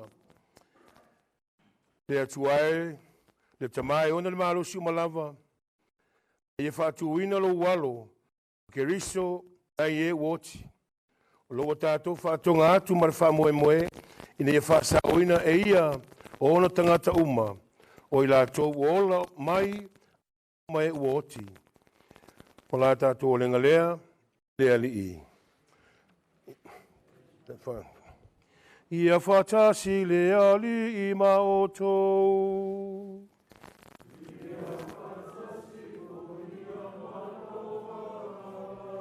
I nasi aia o tō loto. Ua mātou si ia e, i lātou i lea li. Ia tātou whawhetai, i lea li i lo tātou atua. E tonu, maua tātou lea. Le te mai o na malo si malava, le na whaira langi malalu langi. It was truly right and just, our duty and our salvation, always and everywhere to give you thanks, Lord, Holy Father, Almighty and Eternal God, for it is at your summons that we come to birth, by your will that we are governed, and at your command that we return on account of sin to that earth from which we came. And when you give the sign, we who have been redeemed by the death of your Son shall be raised up to the glory of his resurrection. And so the company of the angels and saints, we sing the hymn of your praise, as without end we acclaim.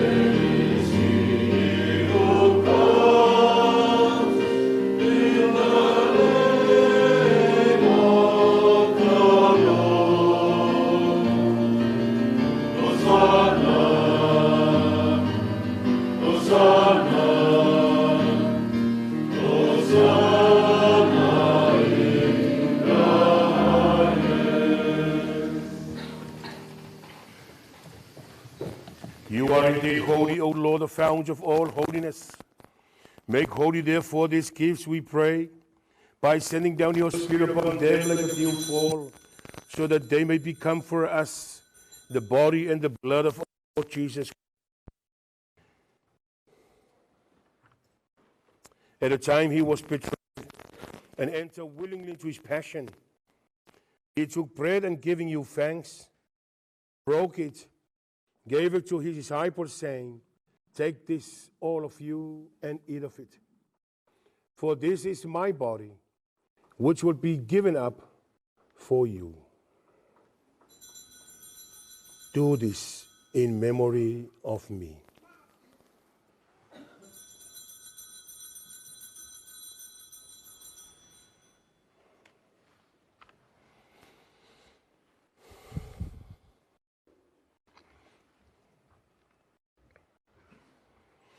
No mai al tama whatanga tanga o ia leipu, tu e watu i el whawhtai mare, vi inga. Tu atu leipu ilona au so o mare whape atu.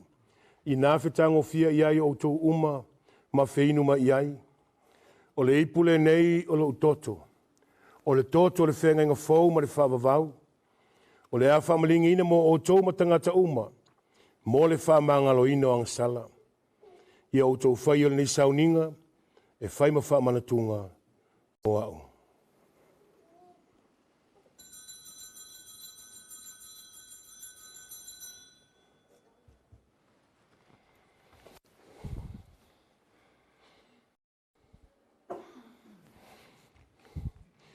The mystery of faith.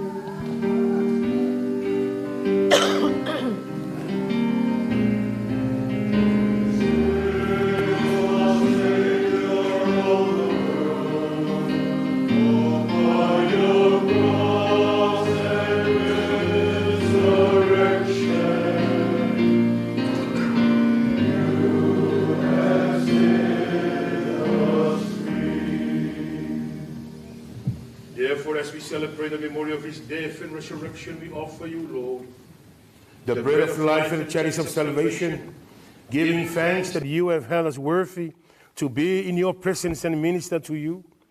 Humbly we pray that partaking of the body and the blood of Christ, we may be carried to one by the Holy Spirit. Remember, Lord, your church spread through the world and bring her to the fullness of charity, together with Leo XIV, our Pope, Stephen, our Bishop, and all the clergy, especially with your family who are carrying this morning to praise and to worship you. Remember, Lord, your servants, Fonoivasa Lolesio Ching, whom you have called today from this world to yourself. Grant that he, who was united with your Son in a death like his, may also be one with him in his resurrection. Remember also our other brothers and sisters who have fallen asleep in the hope of the resurrection, and all who have died in your mercy. Welcome them into the light of your face. Have mercy on us all, we pray, with the Blessed Virgin Mary, Mother of God, Blessed Joseph, her spouse, with the blessed apostles, with St. Peter Chanel, and all the saints who have pleased you throughout the ages. We may merit to be co-heirs to eternal life. May praise and glorify you through your Son, Jesus Christ. Through him and with him and in him, O God, Almighty Father, in the unity of the Holy Spirit, all glory and honor is yours, forever and ever.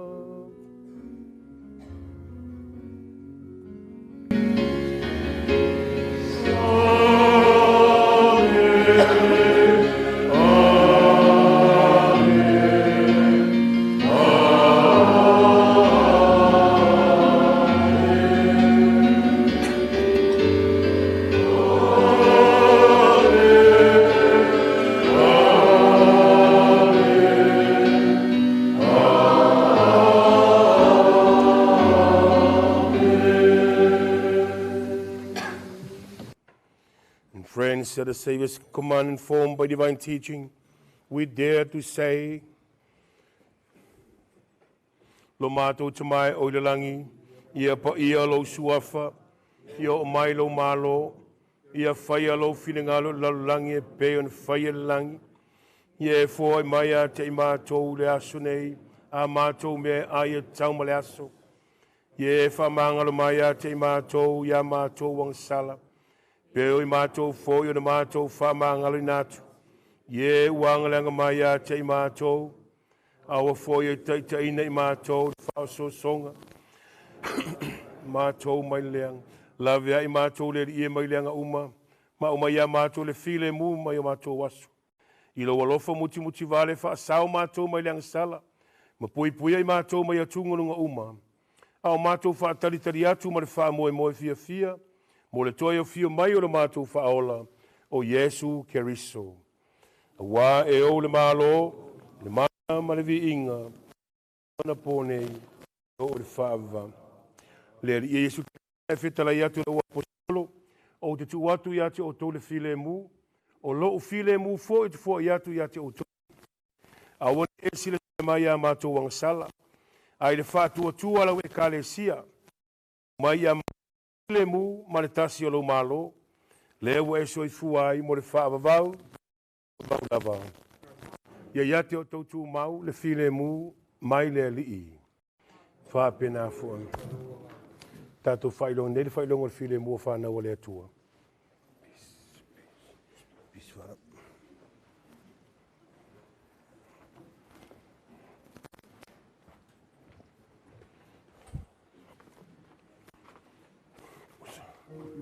File mu che riso.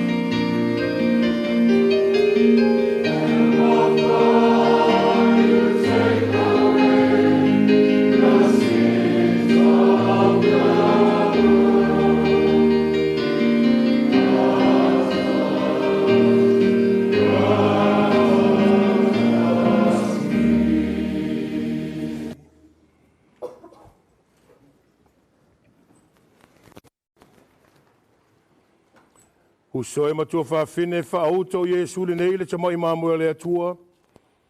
Whaauta o iele nei na te ave ese le anga sala o lalulangi. Amu ia i la tau mai tātou uma o wala aulia ina na tarisuanga. Le ali ie te lea o ngaona e a fio mai na ufale. Tau lava o sau fitalainga e malo lo ai lo wanganga. Corpo di Cristo mi scorisca per vita eterna.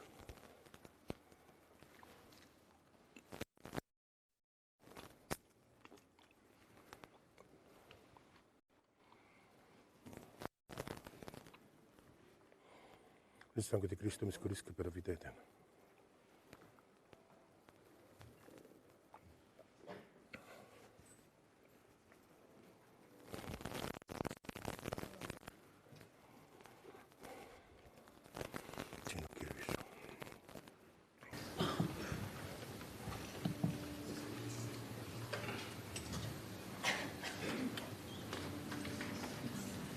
Vuole essere fiel il tanto umano.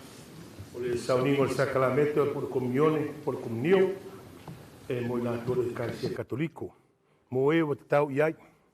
Ia oniso tato uso a cristiano o tato e fantasia a mana o miel fa panuianga suma le fa penei. Na vatu le fa manuianga fa se au man fa loalo fa ftai.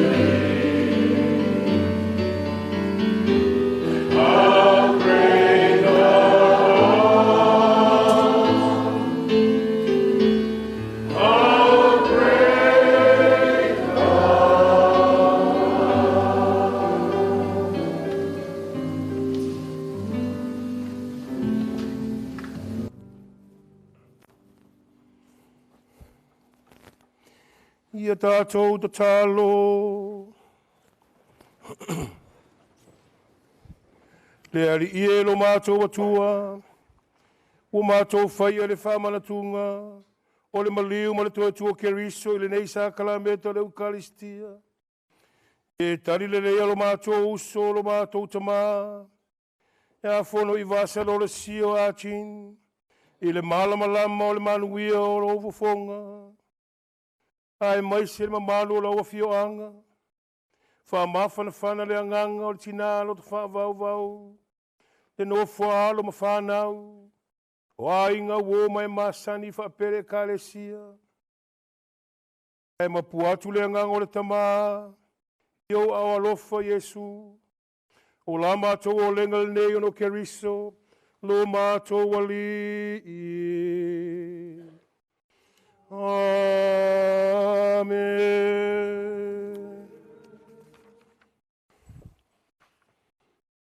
Tore e anga leo la foi pese fa ingoi fuha. Ja, aftai la.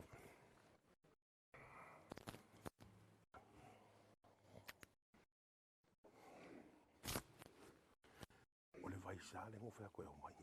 E leo sei pu vai a. Manurewa kurusu. Ja. Somai. Aole tu ua nei sauninga. Tātou te taru le atua. Ma toi whamanatu le aso le baptisonga. O le tamā ia Lolesio. Le aso le ana whanau fōwinai o ia. I le anganga. Le atua. A vea o ia matangata fōu. Ia keriso Yesu. Lolesio, i le ato lupa pisonga, sa whaata ele nei o le vai, whanau fōwina o ia keriso Yesu, a vea oe mātari o le atua, i la le anganga. A vea oe, ma i tū tino, o le tino keriso, o lana e kalesia. Ma lor whai o le whaiva.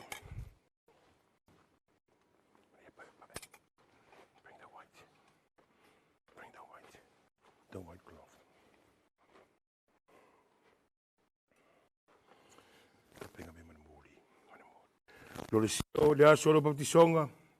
Sa fa ofu nai oile of pai pai. O le fai lungo lo loto ma fa o keriso le atua. Sa e tau avel na of pai pai a ofia ngai oi malu i tau. O fa o so songa. O mea tau fa seo le soifonga nei. Sa e tau wivi a pea le atua ma oi. Ma o faiva. Lolesio le aso lo baptisonga sa tutuina le mori. O le whailongo le malamalama o keriso. Sa wha malamalama nei le lalolangi wha peo tātou loto. Sa e tau ave tau pula pula pele nā mōlia o whia ngai o malu i tau ma wha o songa le olanga. Peita i ane o le alofo le atua. Sa ma futa pēr ma oe. Ma lo le whai o le tau le whaiwa.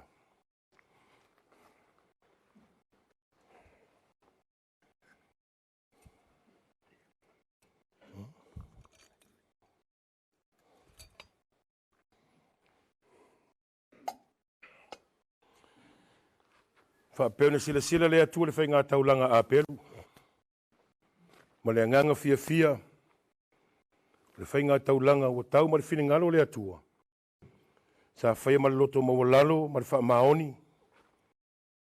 Whai ma le alofa. Ai vi ia i pēr le atua soifua.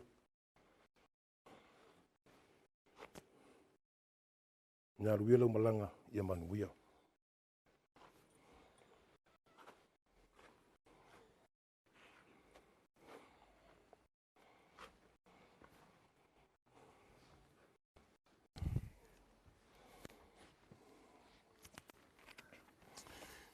Sila ni tato por kalame pe yang ai ko ia atanga lole le kari o pok le o talo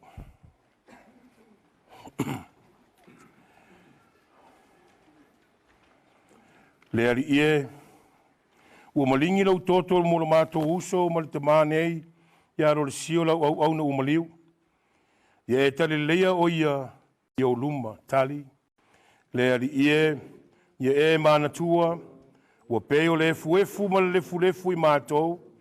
E peo le mutia o mātou waso. E peo le fungo le vau. E alofa fua mai ma alofa muti vale mai le ali. E tele ngese rono to asa. E tele fo ilo na alofa tali. Le ali ie mana tua. Ua peo le fuefu ma le fulefu I mātou. E peo le mutia o mātou waso. E peo le fungo le la. Ia tātou talo. Le tamae. O mātou tu ina atu lo mātou uso yo ao. O mātou tā ofi foi. E toe whātuina o ia le aso ngā taanga. Whātasi mai lato uma o e o maririu a Keriso Yesu. Maolai o ia whātasi ma Keriso e whaavavau.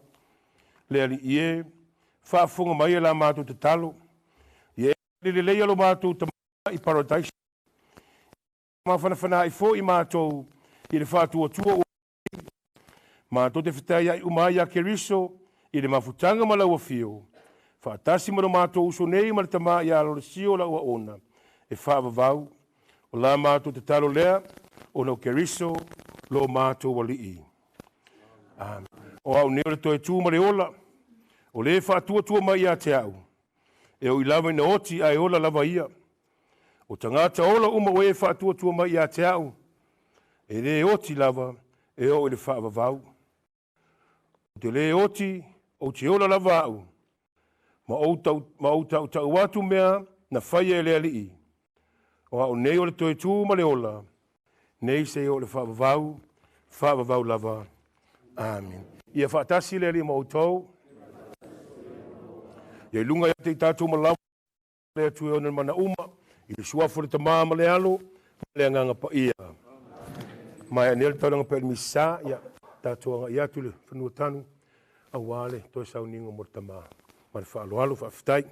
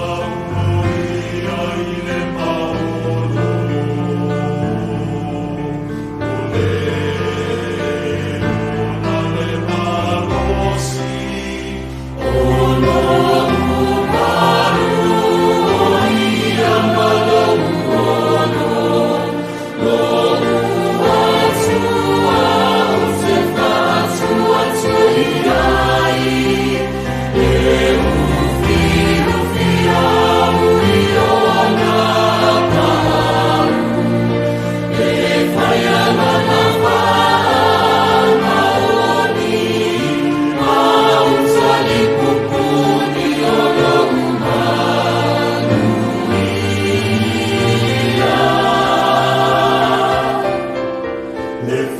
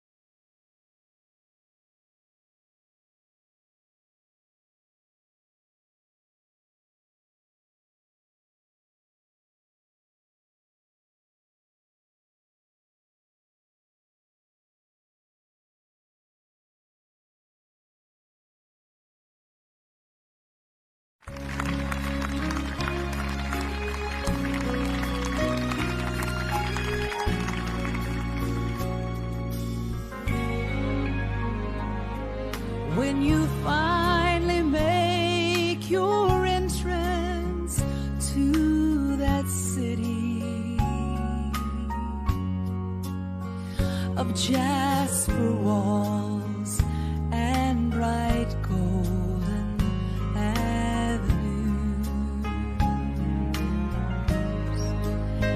As you behold all its beauty and its splendor, remember there's just one request I make of you. Look for me, for I will be there too.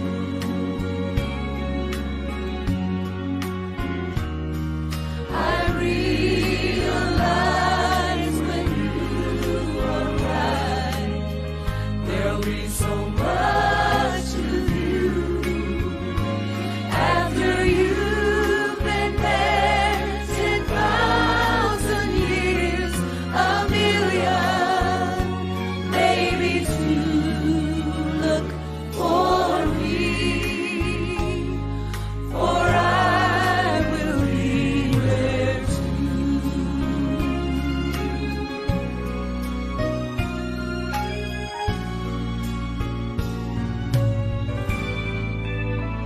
As you go down your list of first things, there's no question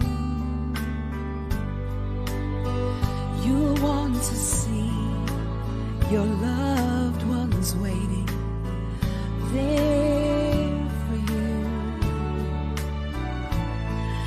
And when you feel you've shared your story with the last one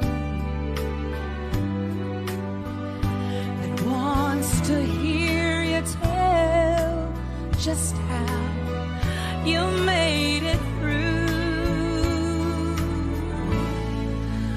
look for me. I'd like to hear it too. I realize when you arrive, there'll be so much to do. After you've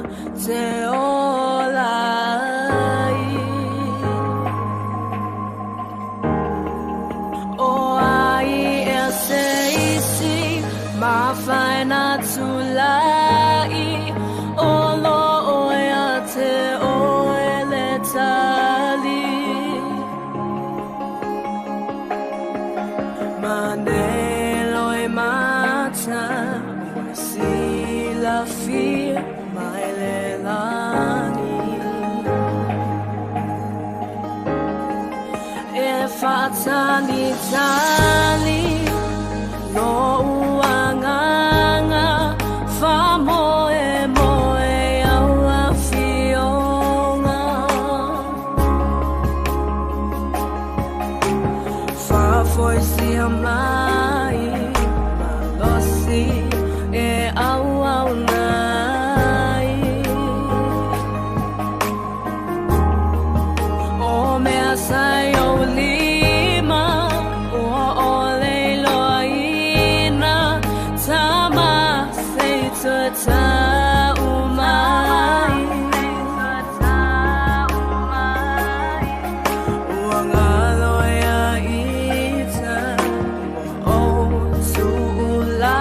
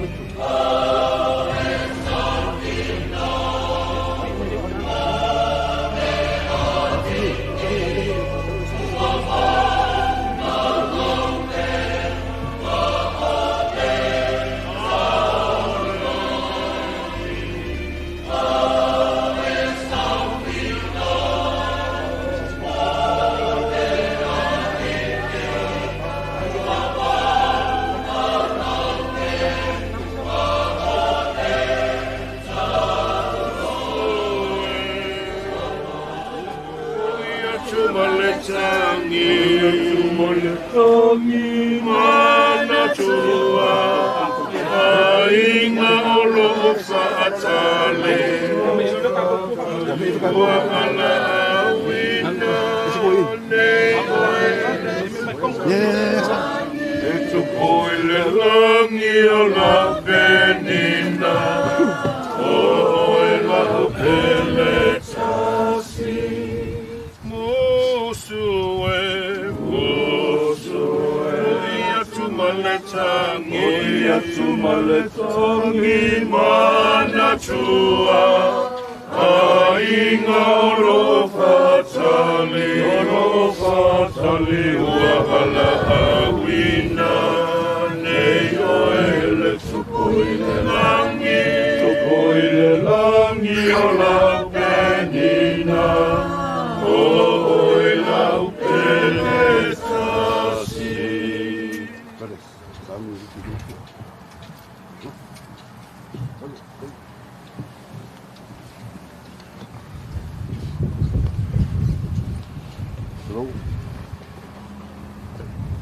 Sahabat metua. Ali sahabat metua. Wat.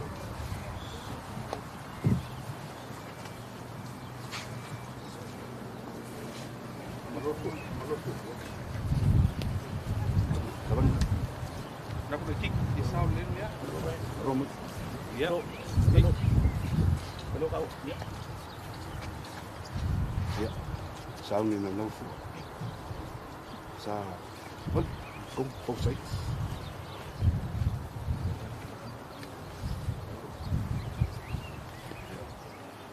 Lo.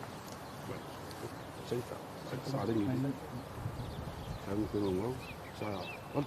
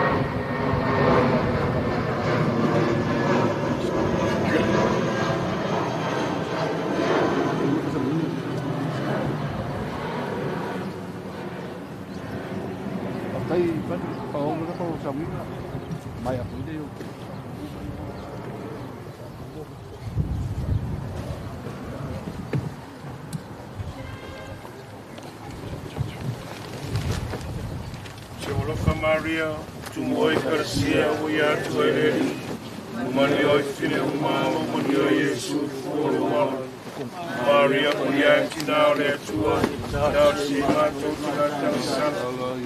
One Malay to us, Mato, Maria, what tu moi Garcia, we are to a Mario fine uma Mario Yesu le follow Maria paya tina le tua e tarsi mato tatan sala Ona pone male tua sormato woti amen Olo for Maria what you oi karsia wa joy Mario fine uma Mario Yesu paya tina le tua e tarsi mato tatan sala Pone male tua sormato woti Olo for Maria what you oi karsia wa joy Mario fine uma Mario Yesu Maria paya le tua e tarsi mato Pone male tua sormato woti Olo for Maria what you oi karsia wa joy Mario fine uma Mario Yesu Tarsi mato tatan sala Pone male tua sormato woti Olo for Maria what you oi karsia wa joy Mario fine uma Mario Yesu Maria paya tina le tua e tarsi mato tatan sala Pone male tua sormato woti Ingal tamam le alo malanga paia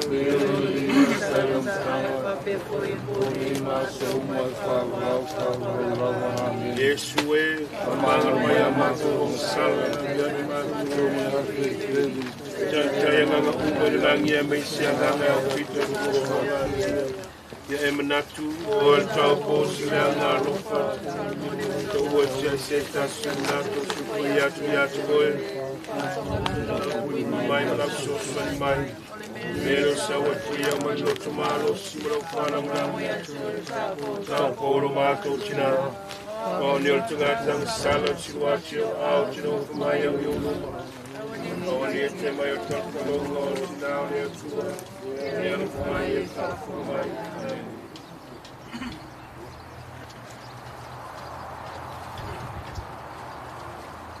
Ya tatu sauni atu mo to sauni ngol tunatu dol chino tatu tama Fionga ya Fonoivasa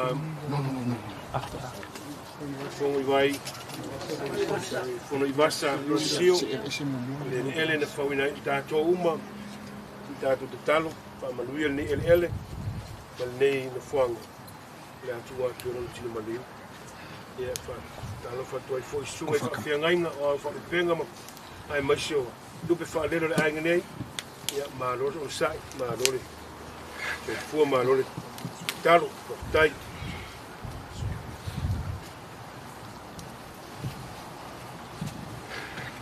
Tato talo Pessoa for tamama le alo malenga pa ia Le ia Yesu Keriso O la uta oto le tunga mau yaso e tolu Na e wha pa ia na e tunga mau i lato uma o e u wha atua tua i lawa fio E ui lava ina tanu mia o mato utino i le ele A o lato wha moe moe Lato te muri muri ati o i le toa tuai Ia mapu file muro mato tama nei I le tonu le tunga mau Se ia e toe whatuina o ia Wa o e lavo le toe tūma le ola Le ia Yesu Ia wa airo mato uso Lau au auna Ia Fonoivasa Lolesio I le malama lama o vufonga I le malolo e fio ai E whaavavau lava Te olofa Maria Tumoi karsia Ya tueleli Manoi fine uma Manio Yesu fuoro Maria paya tina le tua Tarsi mato tatan sala Yona pone male tua sormato woti amen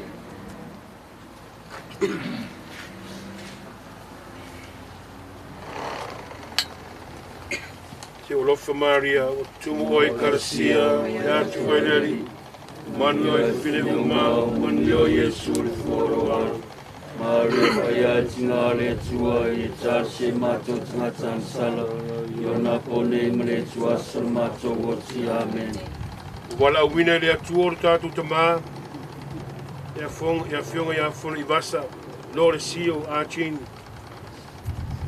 Na nei o langa O le afu tatu tu inatu no na tira le ele na whaia I tato Na mua I toi tu Keriso ma o tātou iloa e toi whaatuwina e ia o tātou tino anga vale.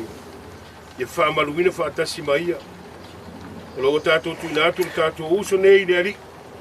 Na te tari le leia o ia. Ma toi whaatuwina rona tino i le asu ngā taanga. I tātou talusia o tātou tamane ia Fonoivasa Seiuli Lolesio. I lumo lo tātou leo i Eucharist o le na whetalai mai. O au leo le toi tū ma le ola. O le whaatua mai a te au. E o i lava ina oti, a e ola lava ia. O tangata ola uma o e whaatua mai a te au. E le oti lava e o i le whaavavau. Le ari ie, na e tangi le oti o la uo la salo. Ie e whaamawhanawhana mai a te i mātou o whanoa noa. La mātou o lenga lea le ari ie, tali, le ari ie whaafua mai. Le ari ie, na e fora le pangota, na so, na sala mo, no te whaatasi mai e paradaiso. Ie whauru whare atu no mātou uso nei, lau au auna i Lolesio a Ching i le Manurewa le rangi. La mātou o lenga lea le ari ie ma le whaatua lava. Le ari ie whaafunga mai. Sa whaata e le ino no mātou uso nei i le vai o le papisonga. Ma whaauina le sua au o le ora tanga. Ie whaofi a te ia i le mafutanga o le aupa ia. La mātou o lenga lea le ari ie ma le whaatua lava. Le ari ie whaafunga mai. Le ari ie whaamatara loto mai a te i mātou o e o whanoa noa i le maliu o le mātou uso nei. Ia vea le whaatua ma le whaamawhanawhananga o ao e whaamoe le ola e whaamavau. La mātou o lenga lea le ari ie ma le whaatua lava. Le ari ie whaafunga mai. Tātou talo.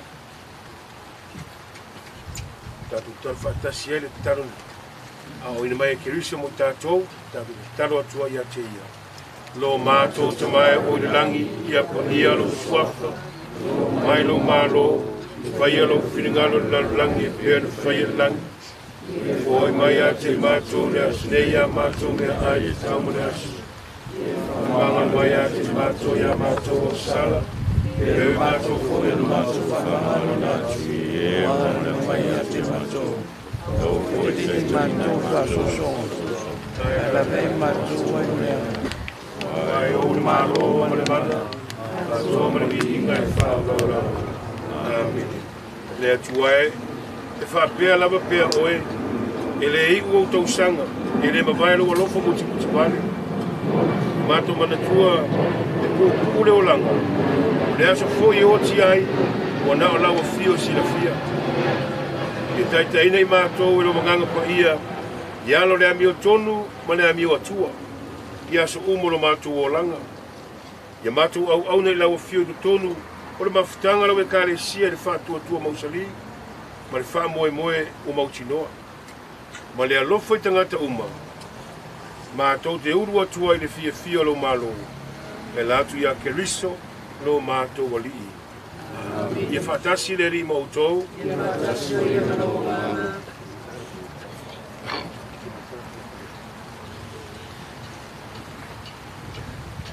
Fonoivasa Seiuli Lolesio Fitahi o le atua le fuefu. E tu e fu lava i le fuefu. Manuia le malanga. Manuia malanga.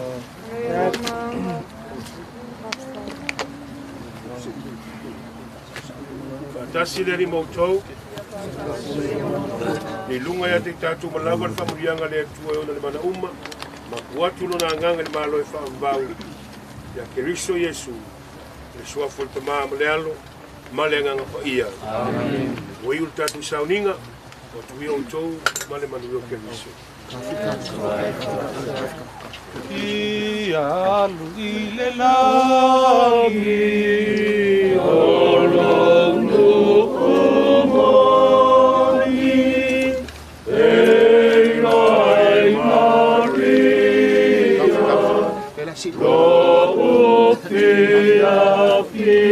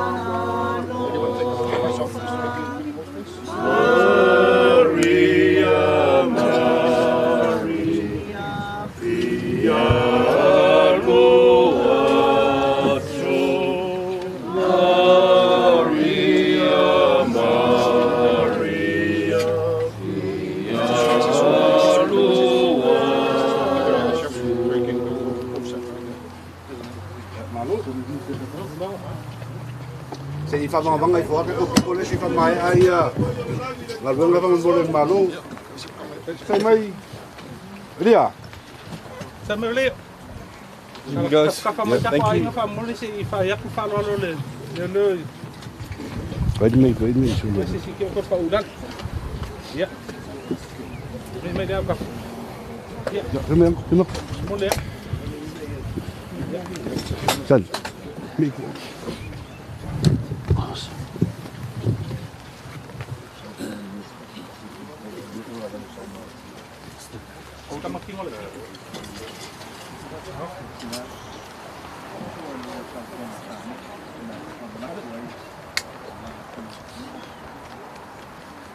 Bring another spade. Bring the short spade over there.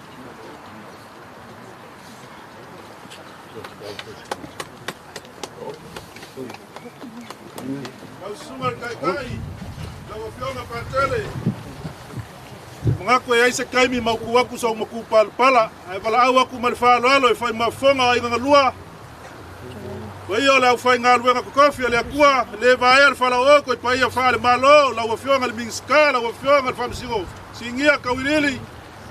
Wayo la wala ulia yo songa ku mo mapula i ku mala kawa sambo poko a fio makala ai Manurewa. Ya li ngole fale. Saint Anne's le mele sa ka ko mafuka ya ngai fa umai sama ko fa makalanga balanga fa lo fa kai vai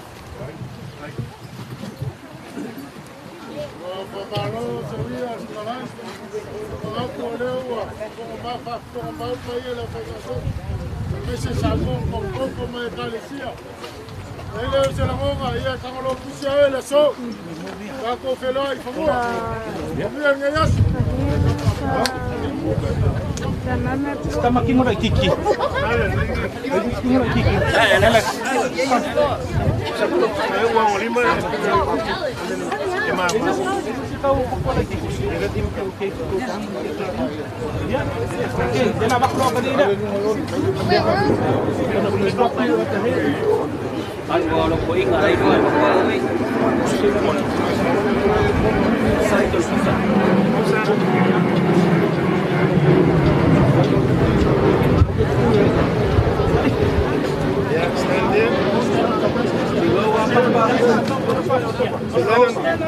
Yeah, that's all right. He know you. He love you. Kali you. I hear about son. Yeah, Malo.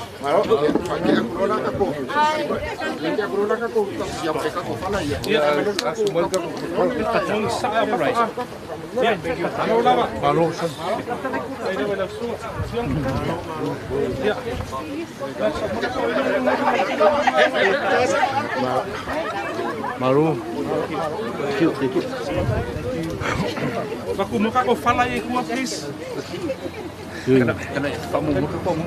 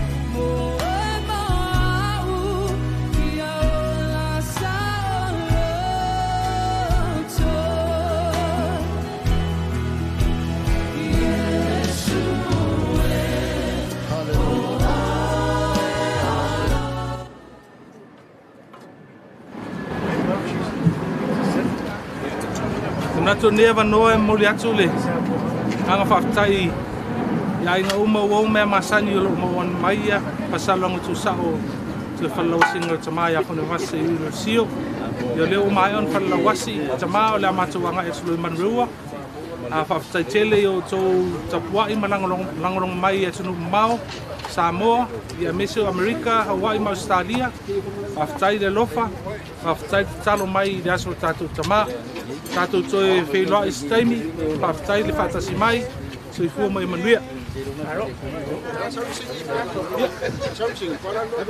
Whaktai tele, nau sau no atu ia leo so ia Fonoivasa.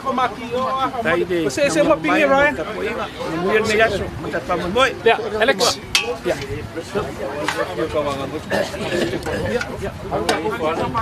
Sulo mano pa kene pa mole. Aman. Ya. Alex. Ia le atua o matou tauri mai na nei.